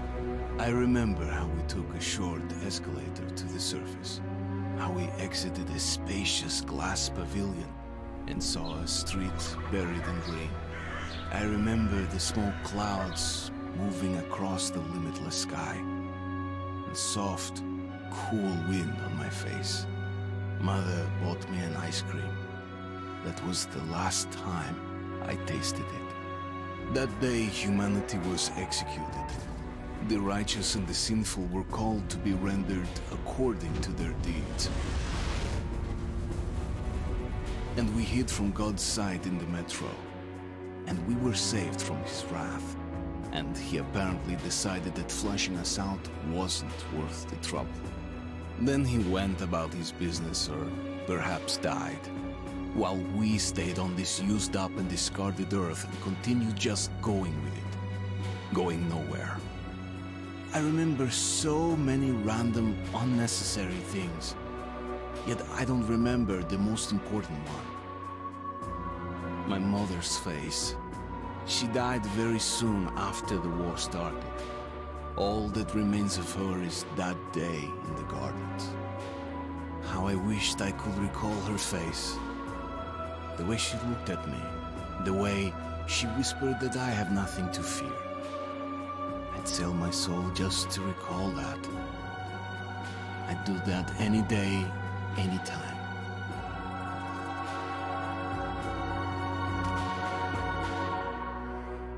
And I did.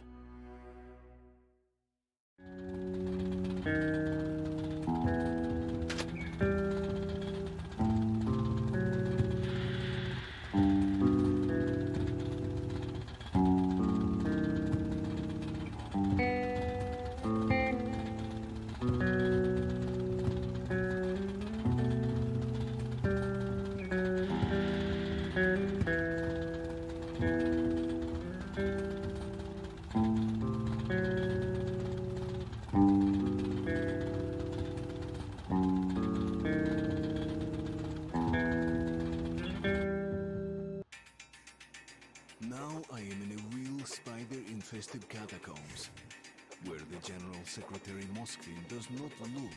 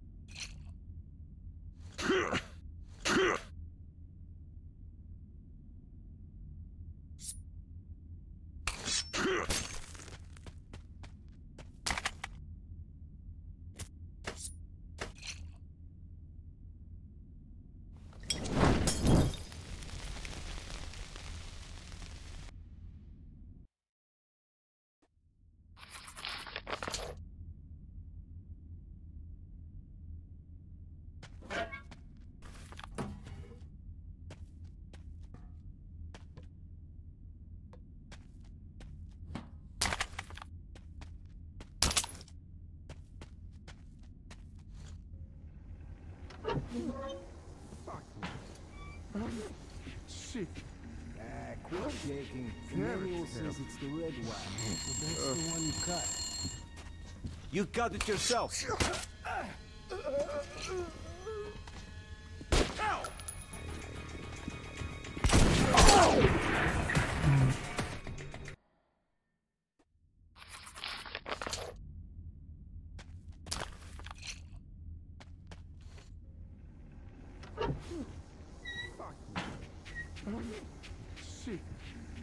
Quit shaking. The manual says it's the red one. So that's the one you cut.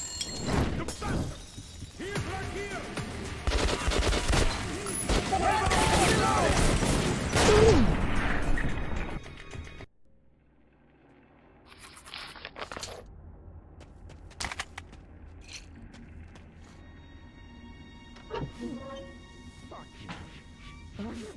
Shit.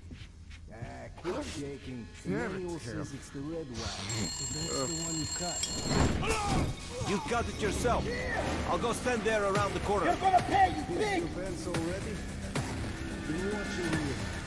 Well, if you're a real man, why are your hands shaking? Nothing else.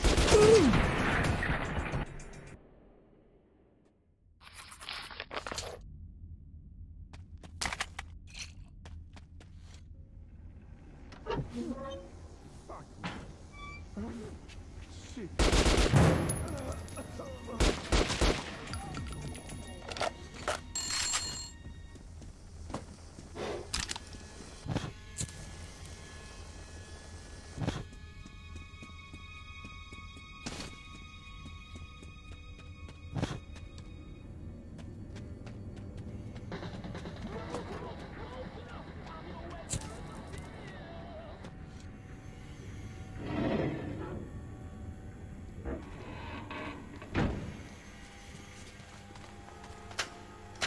What the hell are you doing here?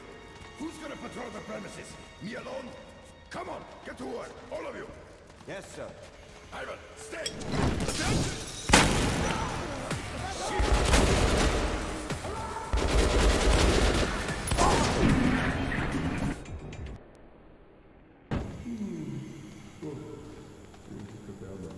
What the hell are you doing here? Who's gonna patrol the premises? Me alone? Come on, get to work, all of you. Yes, sir. Ivan, stay!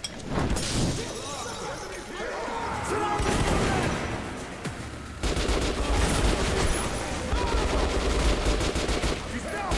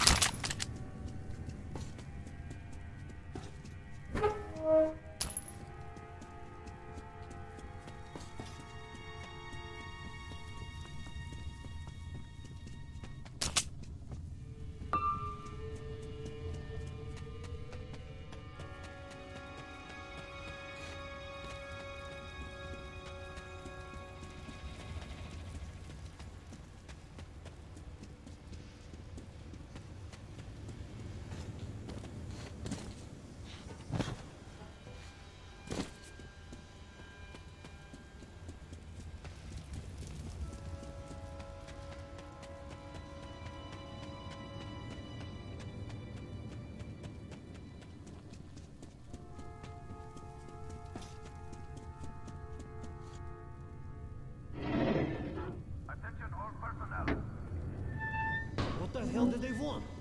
Probably the usual shit.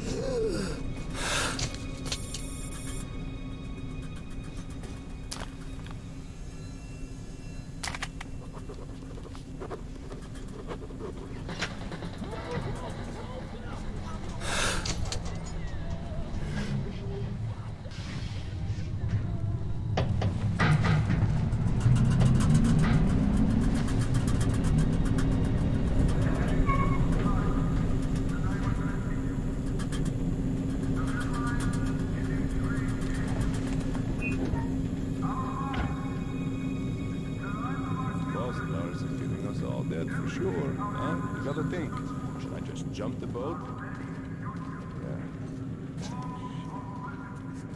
Did you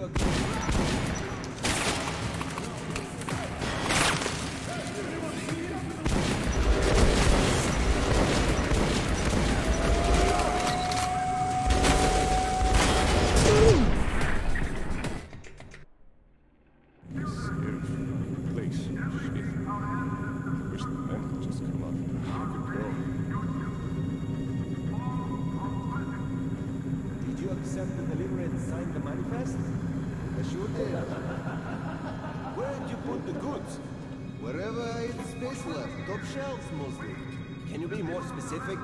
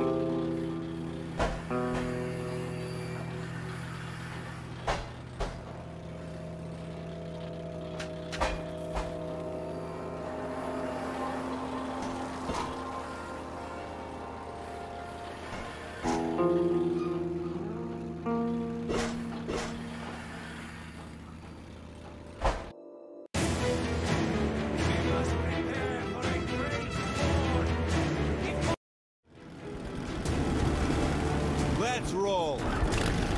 Hold on to your hat, Hans. The shock troopers! Finally!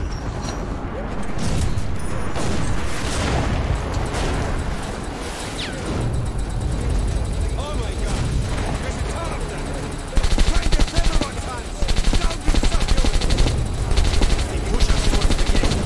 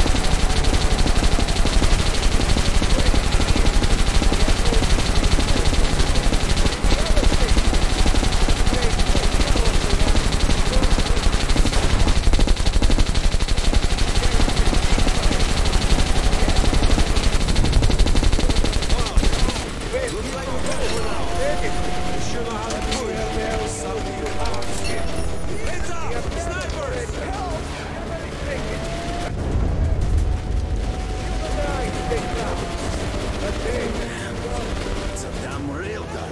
I only saw one of these. We got it when we attacked the smithy. Sure thing. Charge it. It takes some time to build the charge up after a shot. Your pepper box wins in raw firepower, but the railgun wins against armored targets.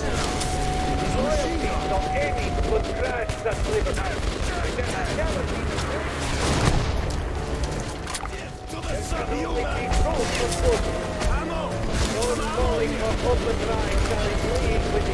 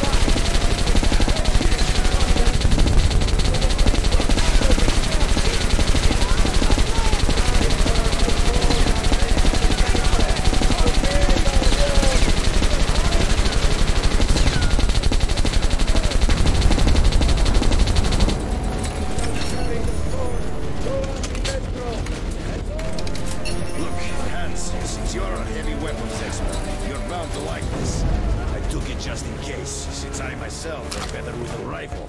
You don't have to save the ammo, so give them some indirect fire. Just keep in mind that these grenades have contact fuses, so don't blow us all sky high. Damn! They sure aren't saving their ammo! Damn mutants!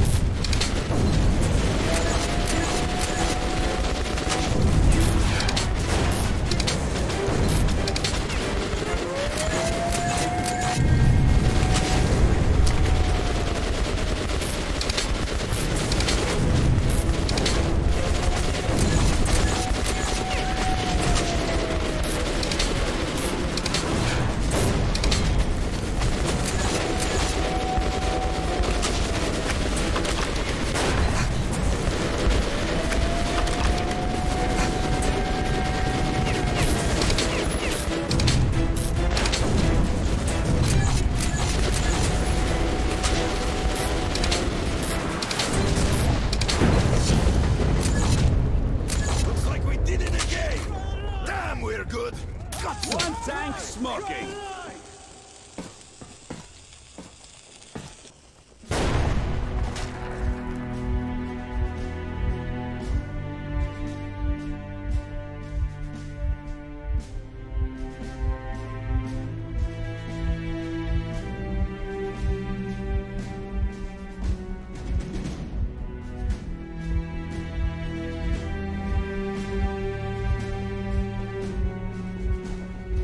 Heil Reich!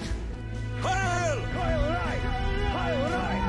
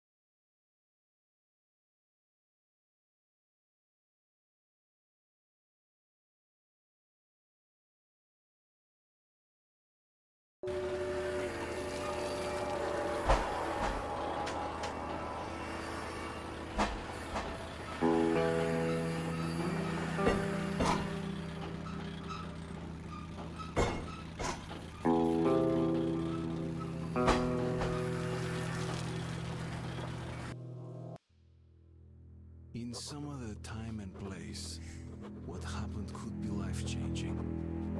But there is no time but present. We've got outgoing! Open up! Soon, the leaders of Hansa, Red Line, and Reich will meet in Polis, hoping to reach a peaceful settlement on D6. But I know the nature of man all too well, Artyom. War is as certain as the fall of night, unless a miracle happens.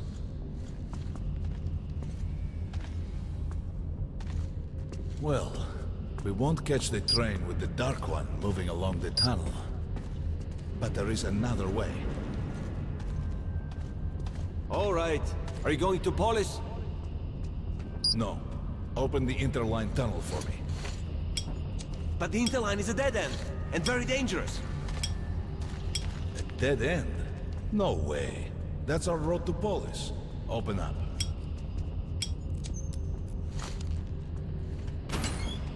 Let's go, Artyom. Careful with the generators!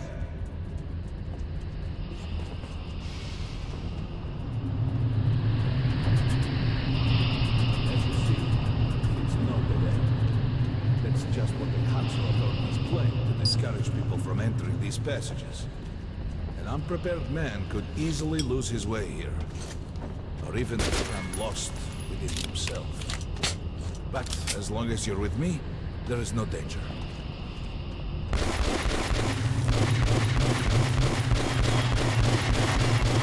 People believe Metro to be just tunnels and stations, a lifeless and soulless conglomerate created by human hands alone. There's a special place in the Metro. The few people who come upon it never return. I call it the River of Fate, because it can change your destiny, wash away the silt of the past, and offer the chance for a different future.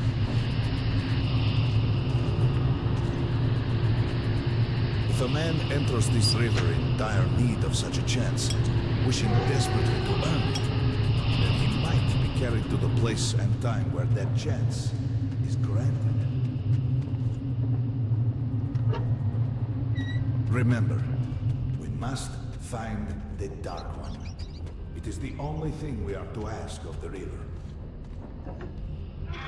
The Metro is a living, breathing thing, with a heartbeat. And a mind. We got to be careful here.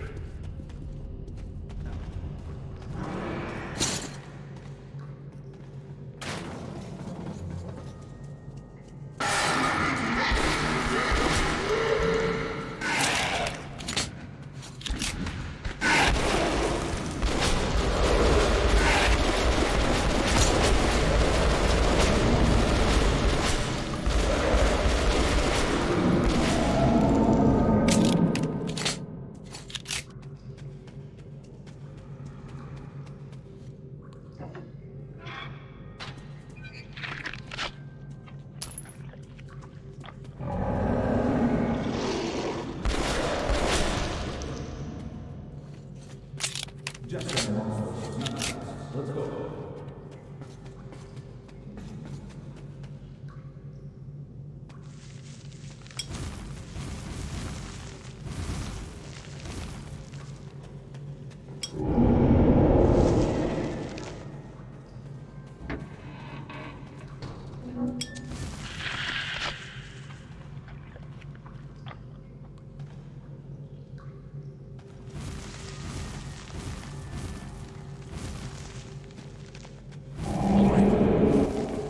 Intriguing. Is that a sign? The Great Exhausted and poorly attached.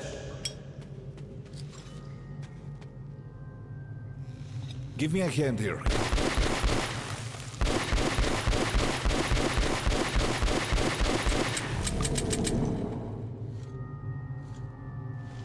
One, two. Continue burning it, Artyom. Look, water. We're almost there. Pretty close.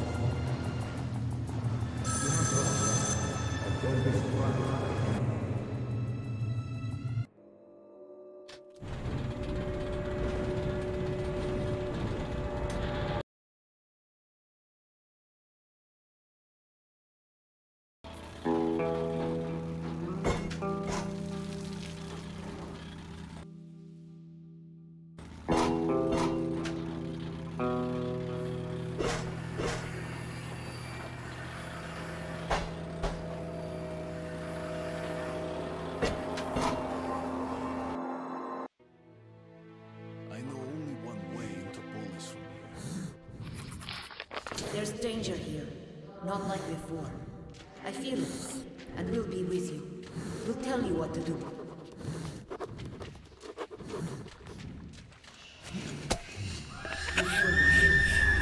Makes it easier to understand me. Is this the center? All the roads lead to this place. That's why they could not leave. They are here for too long. So many of them. And they know we feel. They are not ready. It's their home. If we go away, they won't attack. Darkness is coming.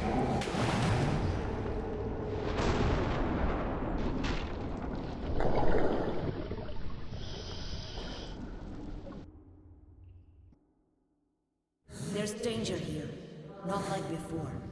I feel it, and we'll be with you. We'll tell you what to do. You feel it. Makes it easier to understand me. Is this the center? All the roads lead to this place. That's why they could not leave.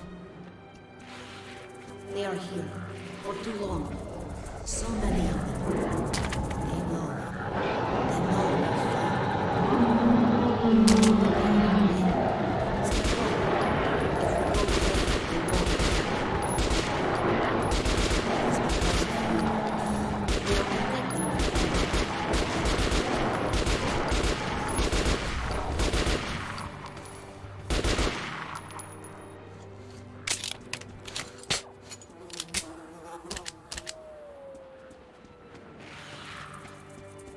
Darkness is coming. Hurry.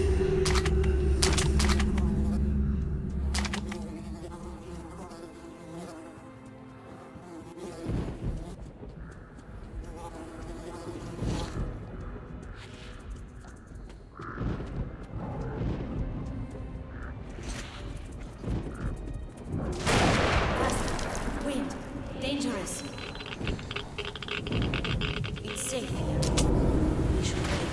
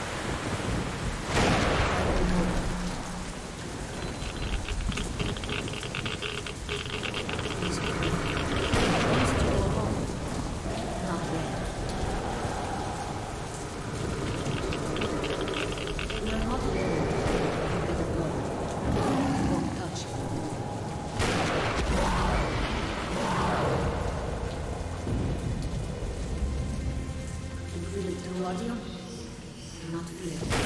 Close.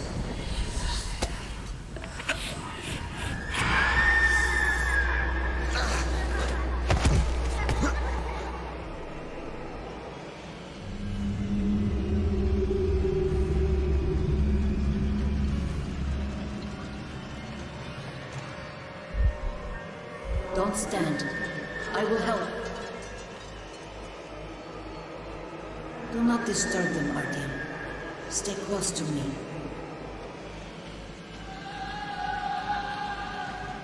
They've been here for so long. Lots of them. But they're all lonely. Only fear and pain. They can't leave. And want somebody to stay with them.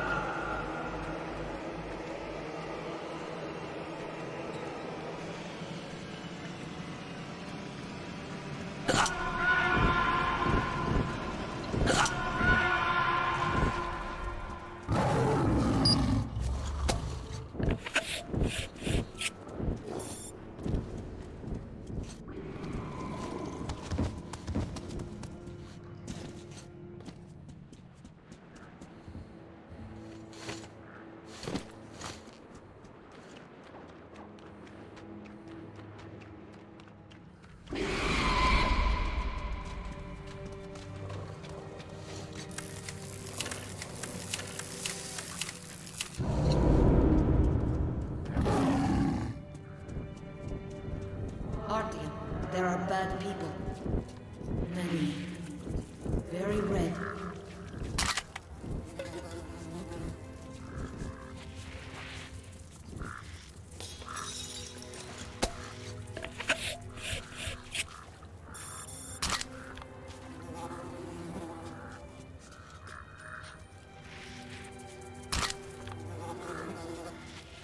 Oppa! One more! Put your weapon on the ground and hands behind your head. I will be damned. It's Artyom! Well, your luck had to run out someday. You can disregard the order by the weapon, okay? Comrade, we have special... Don't stand. I will help.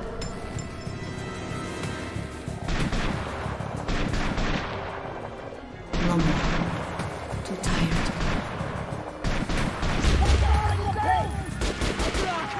Eliminate him, sugar! Carry out the order, please!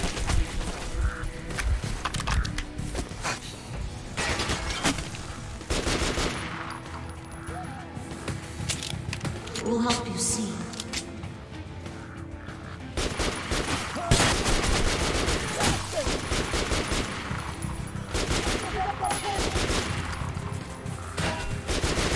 So tired. I am! Yes, I am!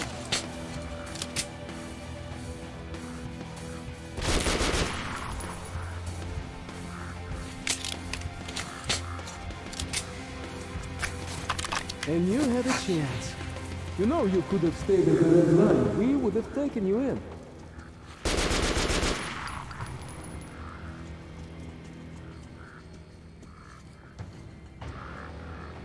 But you just had to escape, huh? And then come right here. You'd lose your fucking head sometime, that's all.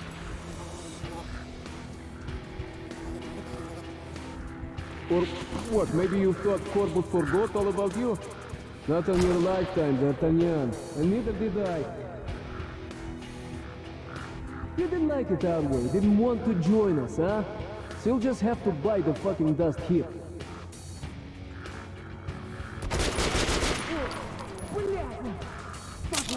You still know how to shoot, huh?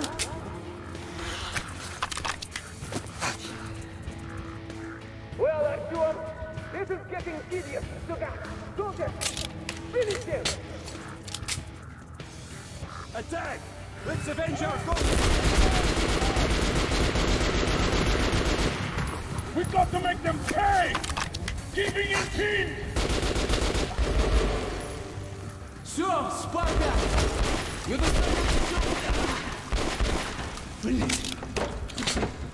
You are one tough son of a bitch. So, come on, Artyom! Come on! He isn't Come on ready. here, man! No anger. I can't chase you anymore, but I can still put a hole Sadness. through your head if I see it. don't Don't you understand. worry.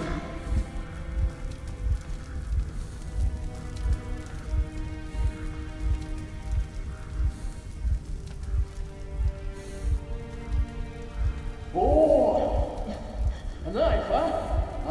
That's my boy. That's my boy. Давай, давай. No remorse. No reproach. Давай. The fuck is this? Huh? You're letting the beast loose on me, huh? The test at Oktyabrskaya was successful. The virus kills fast and goes inert fast. If we can get enough of it, clearing out the whole metro is possible. But we must capture D6 first. Thus, Comrade Morozov, you have only one chance to pull this off.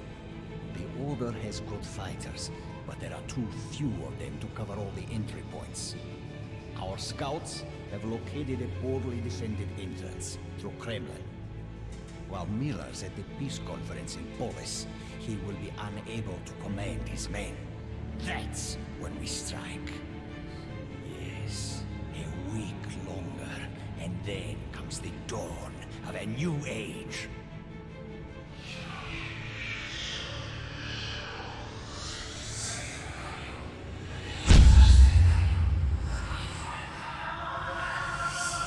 Artyom, what's up with you? Hey, my friend! Artyom! Decide. You go? You help? Decide. You can't stay for long.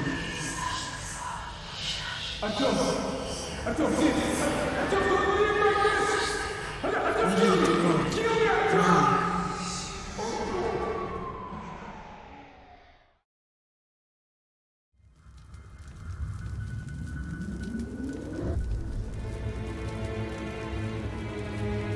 They couldn't forgive? I see. He did a lot of evil. I'll remember this.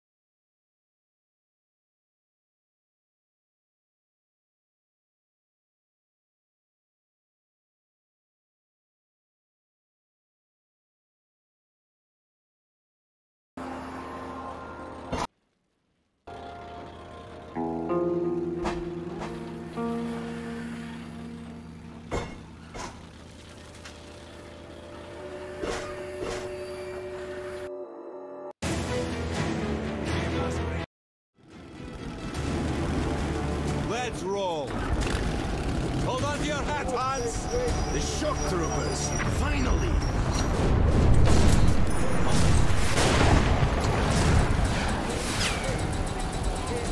Oh my god!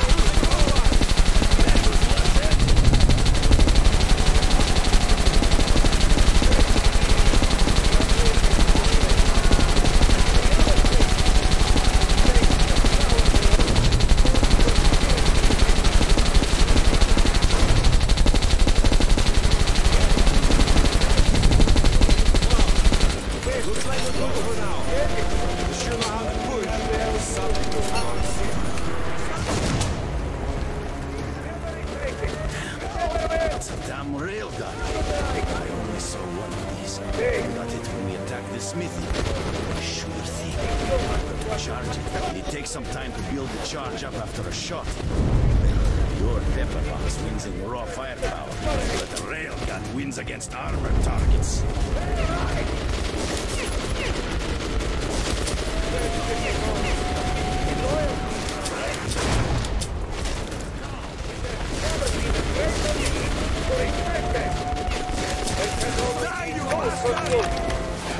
Those calling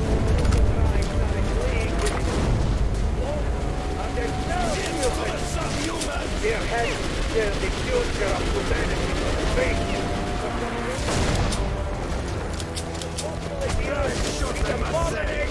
Where the hell is that ammo?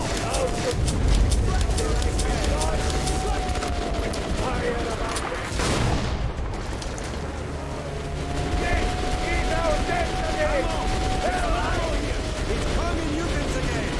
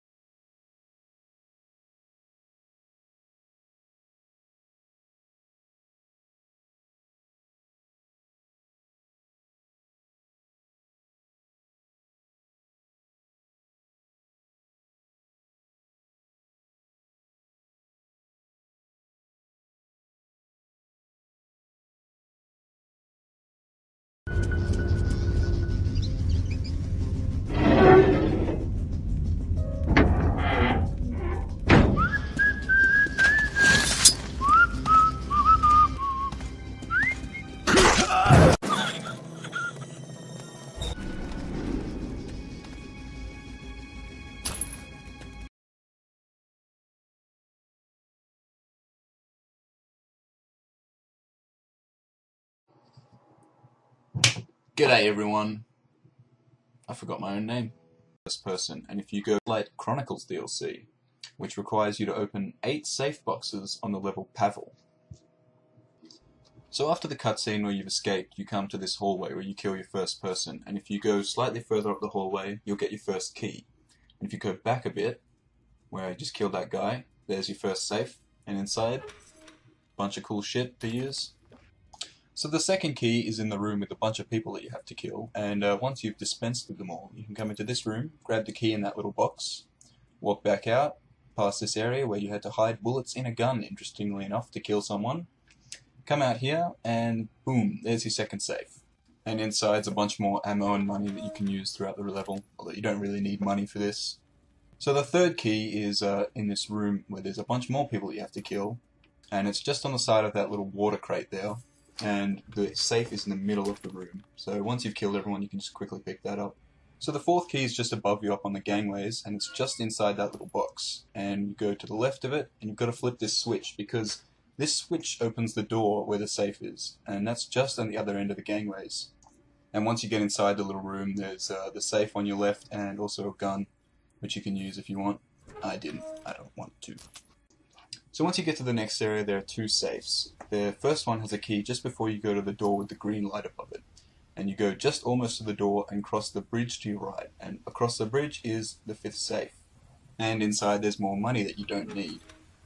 So once you've picked up the money, go back to, let's say, the other side of the cabin. And inside this room with the blue light is the 6th key. Once you've got that, go up this ladder. And it's very important here that you don't know what you're doing, and you wander around a bit and look confused, because that's how you get the safe. If you don't do that, it's not going to spawn. So once you've done that, just walk over to this room in here, and the safe's right in there. It's pretty easy to get, and also to get lost with. The 7th key and safe is just through the door with the green light above it, and you go down the stairs on your right, and there is a little box here which has got some stuff in it and also the key. So you pick that up. Go back up the stairs very slowly, or you can go fast, it's your choice. When you come to the door there's a grenade trap on it, so you might want to just disarm that rather than doing what I did, which was to blindly walk through it and have it explode just behind you. But to get to the safe, you have to power up this little control panel thingy, which you do all through the game. Once you've done that, turn to your left, taking a while, turn to your left, open this door, which will just open, and inside is the safe just above that cabinet. And here I got very confused, because when I went to go out of the room, I found the door was closed. And what the hell? Why is the door closed? Is it a glitch in the game? I don't know. I'm walking around, I'm like a freaking idiot. I'm all lost, checking everything. I'm like, check my map. How do I get out of this room? Basically, just wait for the door to open. They're on some sort of timer. So just wait around for a while the door decides when it wants to open. And when it does, don't fall in the little hole, because that leads to radioactive water. Now the 8th and final key is just after you get out of that area and open into this little swampy area with the flaming torches just outside there. And it's just to your right when you get into the door. And just, okay, I guess my game cut out here for a bit, but basically run across the other side of the water, and the safe's just on your left, you can't miss it. And there you go, 15 gamer score, safe cracker. Easy as that. Thanks, guys.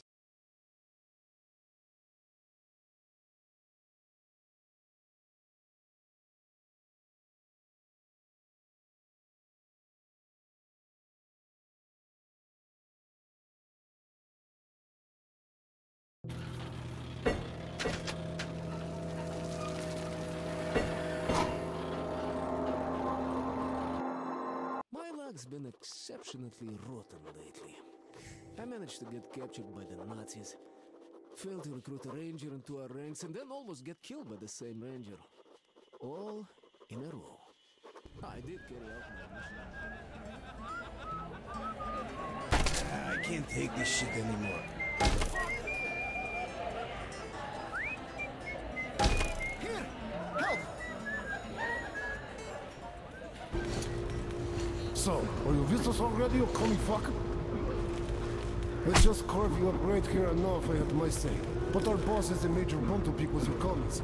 And if the boss says something, we make fucking sure it happens, so. You got me? See what's around? It's a fucking power plant. So, I'll give you a shot, and you'll get to spinning the generator, which you'll do till you fucking drop.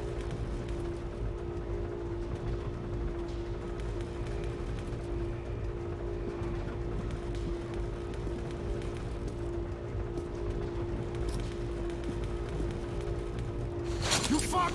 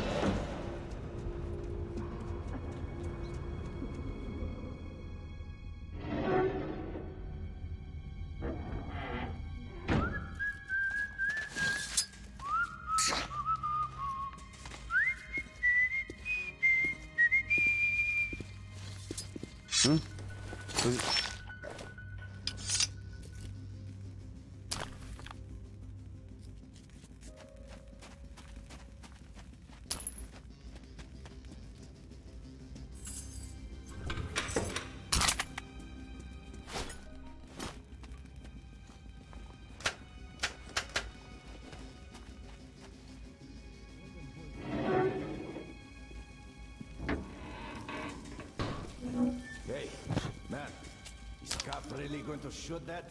What's his name? The new guy. Nah, he's not that mad. Carp's just checking if the new guy has it in him. The gun's not loaded. Ah, now I get that.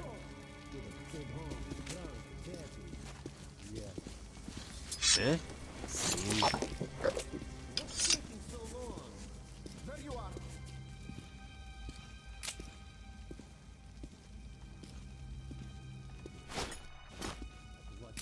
Are you yellow?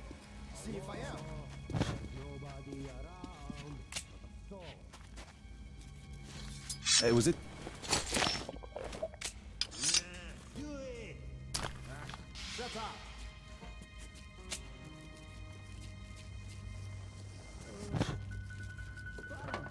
Well, shoot now. All right. Here goes. My ass is dead.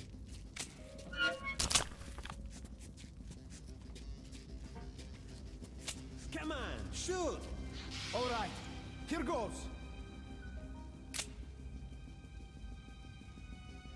So, one more round. One more.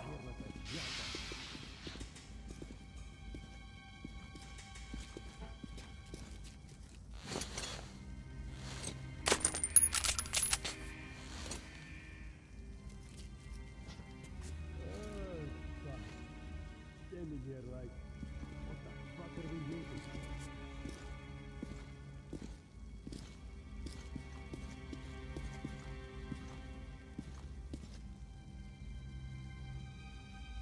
Hey, what's up, man?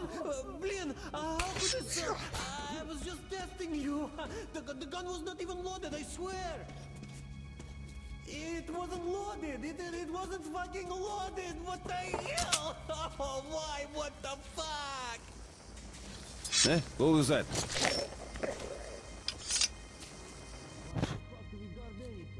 we scared of them fucking rangers? Hey, there's more in the morale.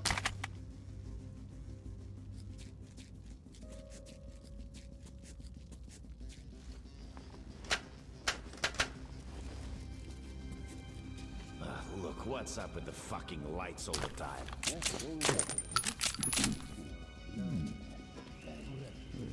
Swear I heard.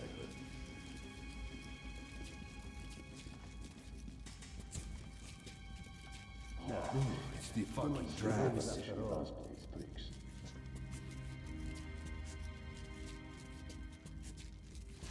Hey.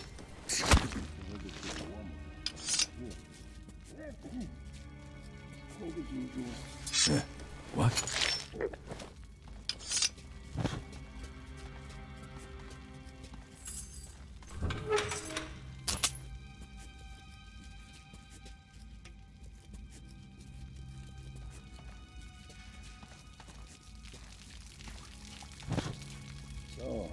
wade into the quest.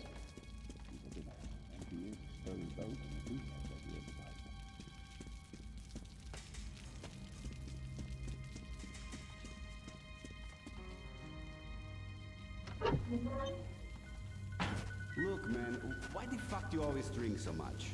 I had to. Hey, what the hell? Where's the lights? Who the hell turned it off? I'm gonna rip your fucking hands off, you asshole!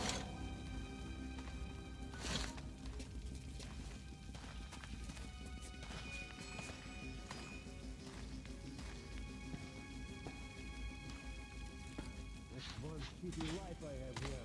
Guarding what, huh? What? I'm not sure.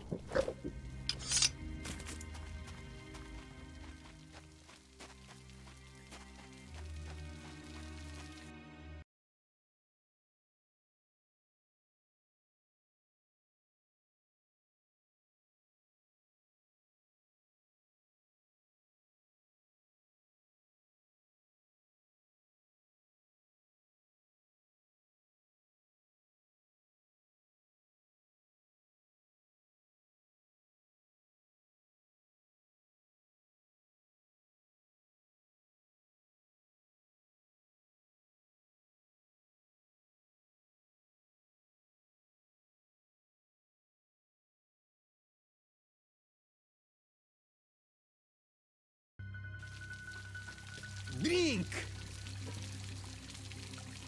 Why not? To the boss! Secretary General Comrade Moskvin! To the boss!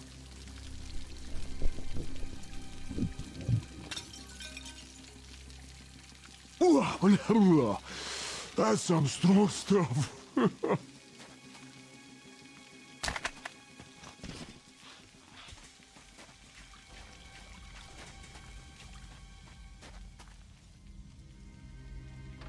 Hey, do you know what's this shit about some bunker them Polish jerks found? Well, the guys said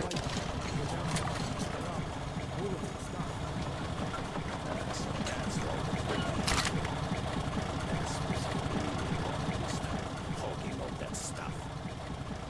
Yeah, it's time we beat the shit out of those ugly fucks. What the hell? Huh?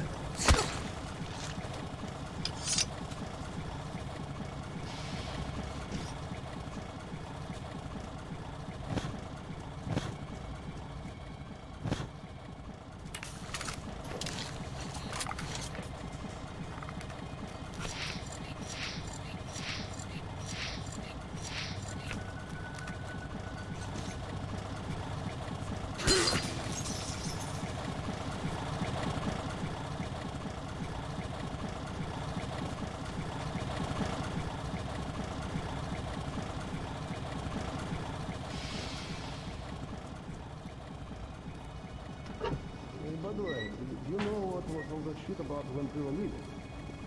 Yeah, but just a bit. They said the Reds attacked the power plant. Oh, but what about the ceasefire? It's a funny story. They said our guy from the Red Spy was watching...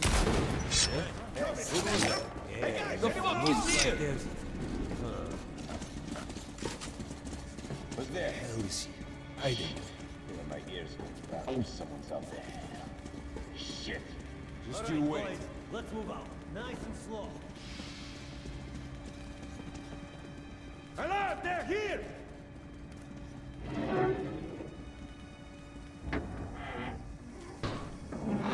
Move out! Ah, you, capitalist. Surrender. You will be tried according to revolutionary law. Hey, you, come out! Are you a man Keep or it what? down, will you? Ah! Not so bad. You're gonna get him for sure. See him, yeah. I think No, I don't. Ah, what could he be?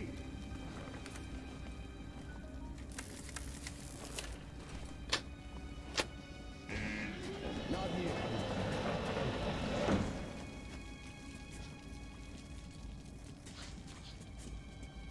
What are you doing? All right, let's move. Look for him. Be careful. Stay clear. What the fuck is doing there? Okay, moving on. Gives a shit, huh? Who gives you fuck? You plugged him. I didn't stop you. We're fucked. Oh, come on, man. It was, how do you call it? An accident. Can you really be so fucking dumb? The boss won't care. They'll just rip us apart. He's doing business with them. What now? Forward? Seems like someone's here. Watch out. And again, could be nothing.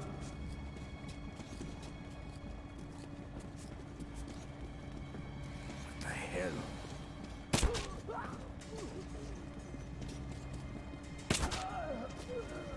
Not here. Just you wait. Damn. You're not getting away.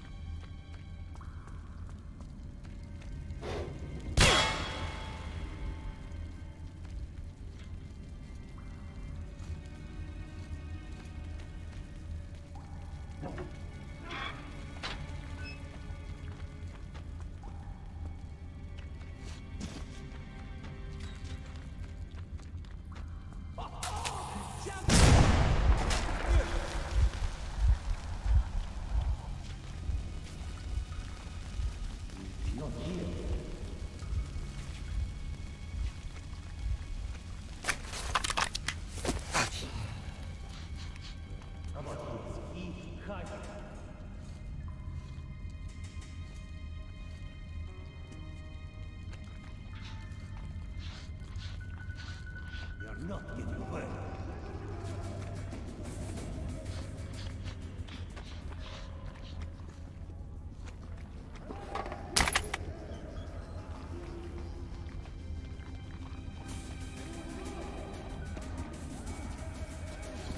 Shit!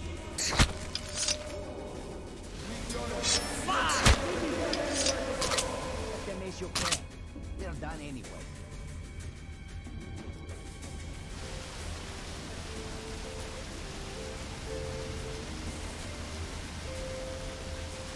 So, should we look for the beach? Yeah, let's move. Don't forget the covering shot. I watch the bats, guys. This creeps me out. Tim, where the hell is he? Hey, you, come on. We're gonna cut you up. Wait, yeah. He's obviously not going. Yeah, my bad. He ain't got the pull. We gotta look better. So, what do we have here?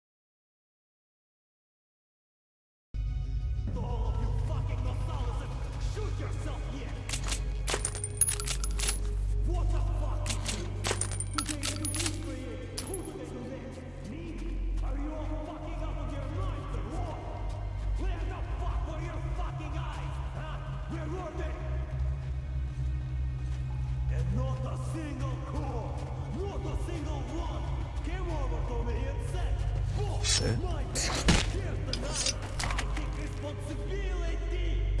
Not a single one! And you call yourself man! You are fucking who?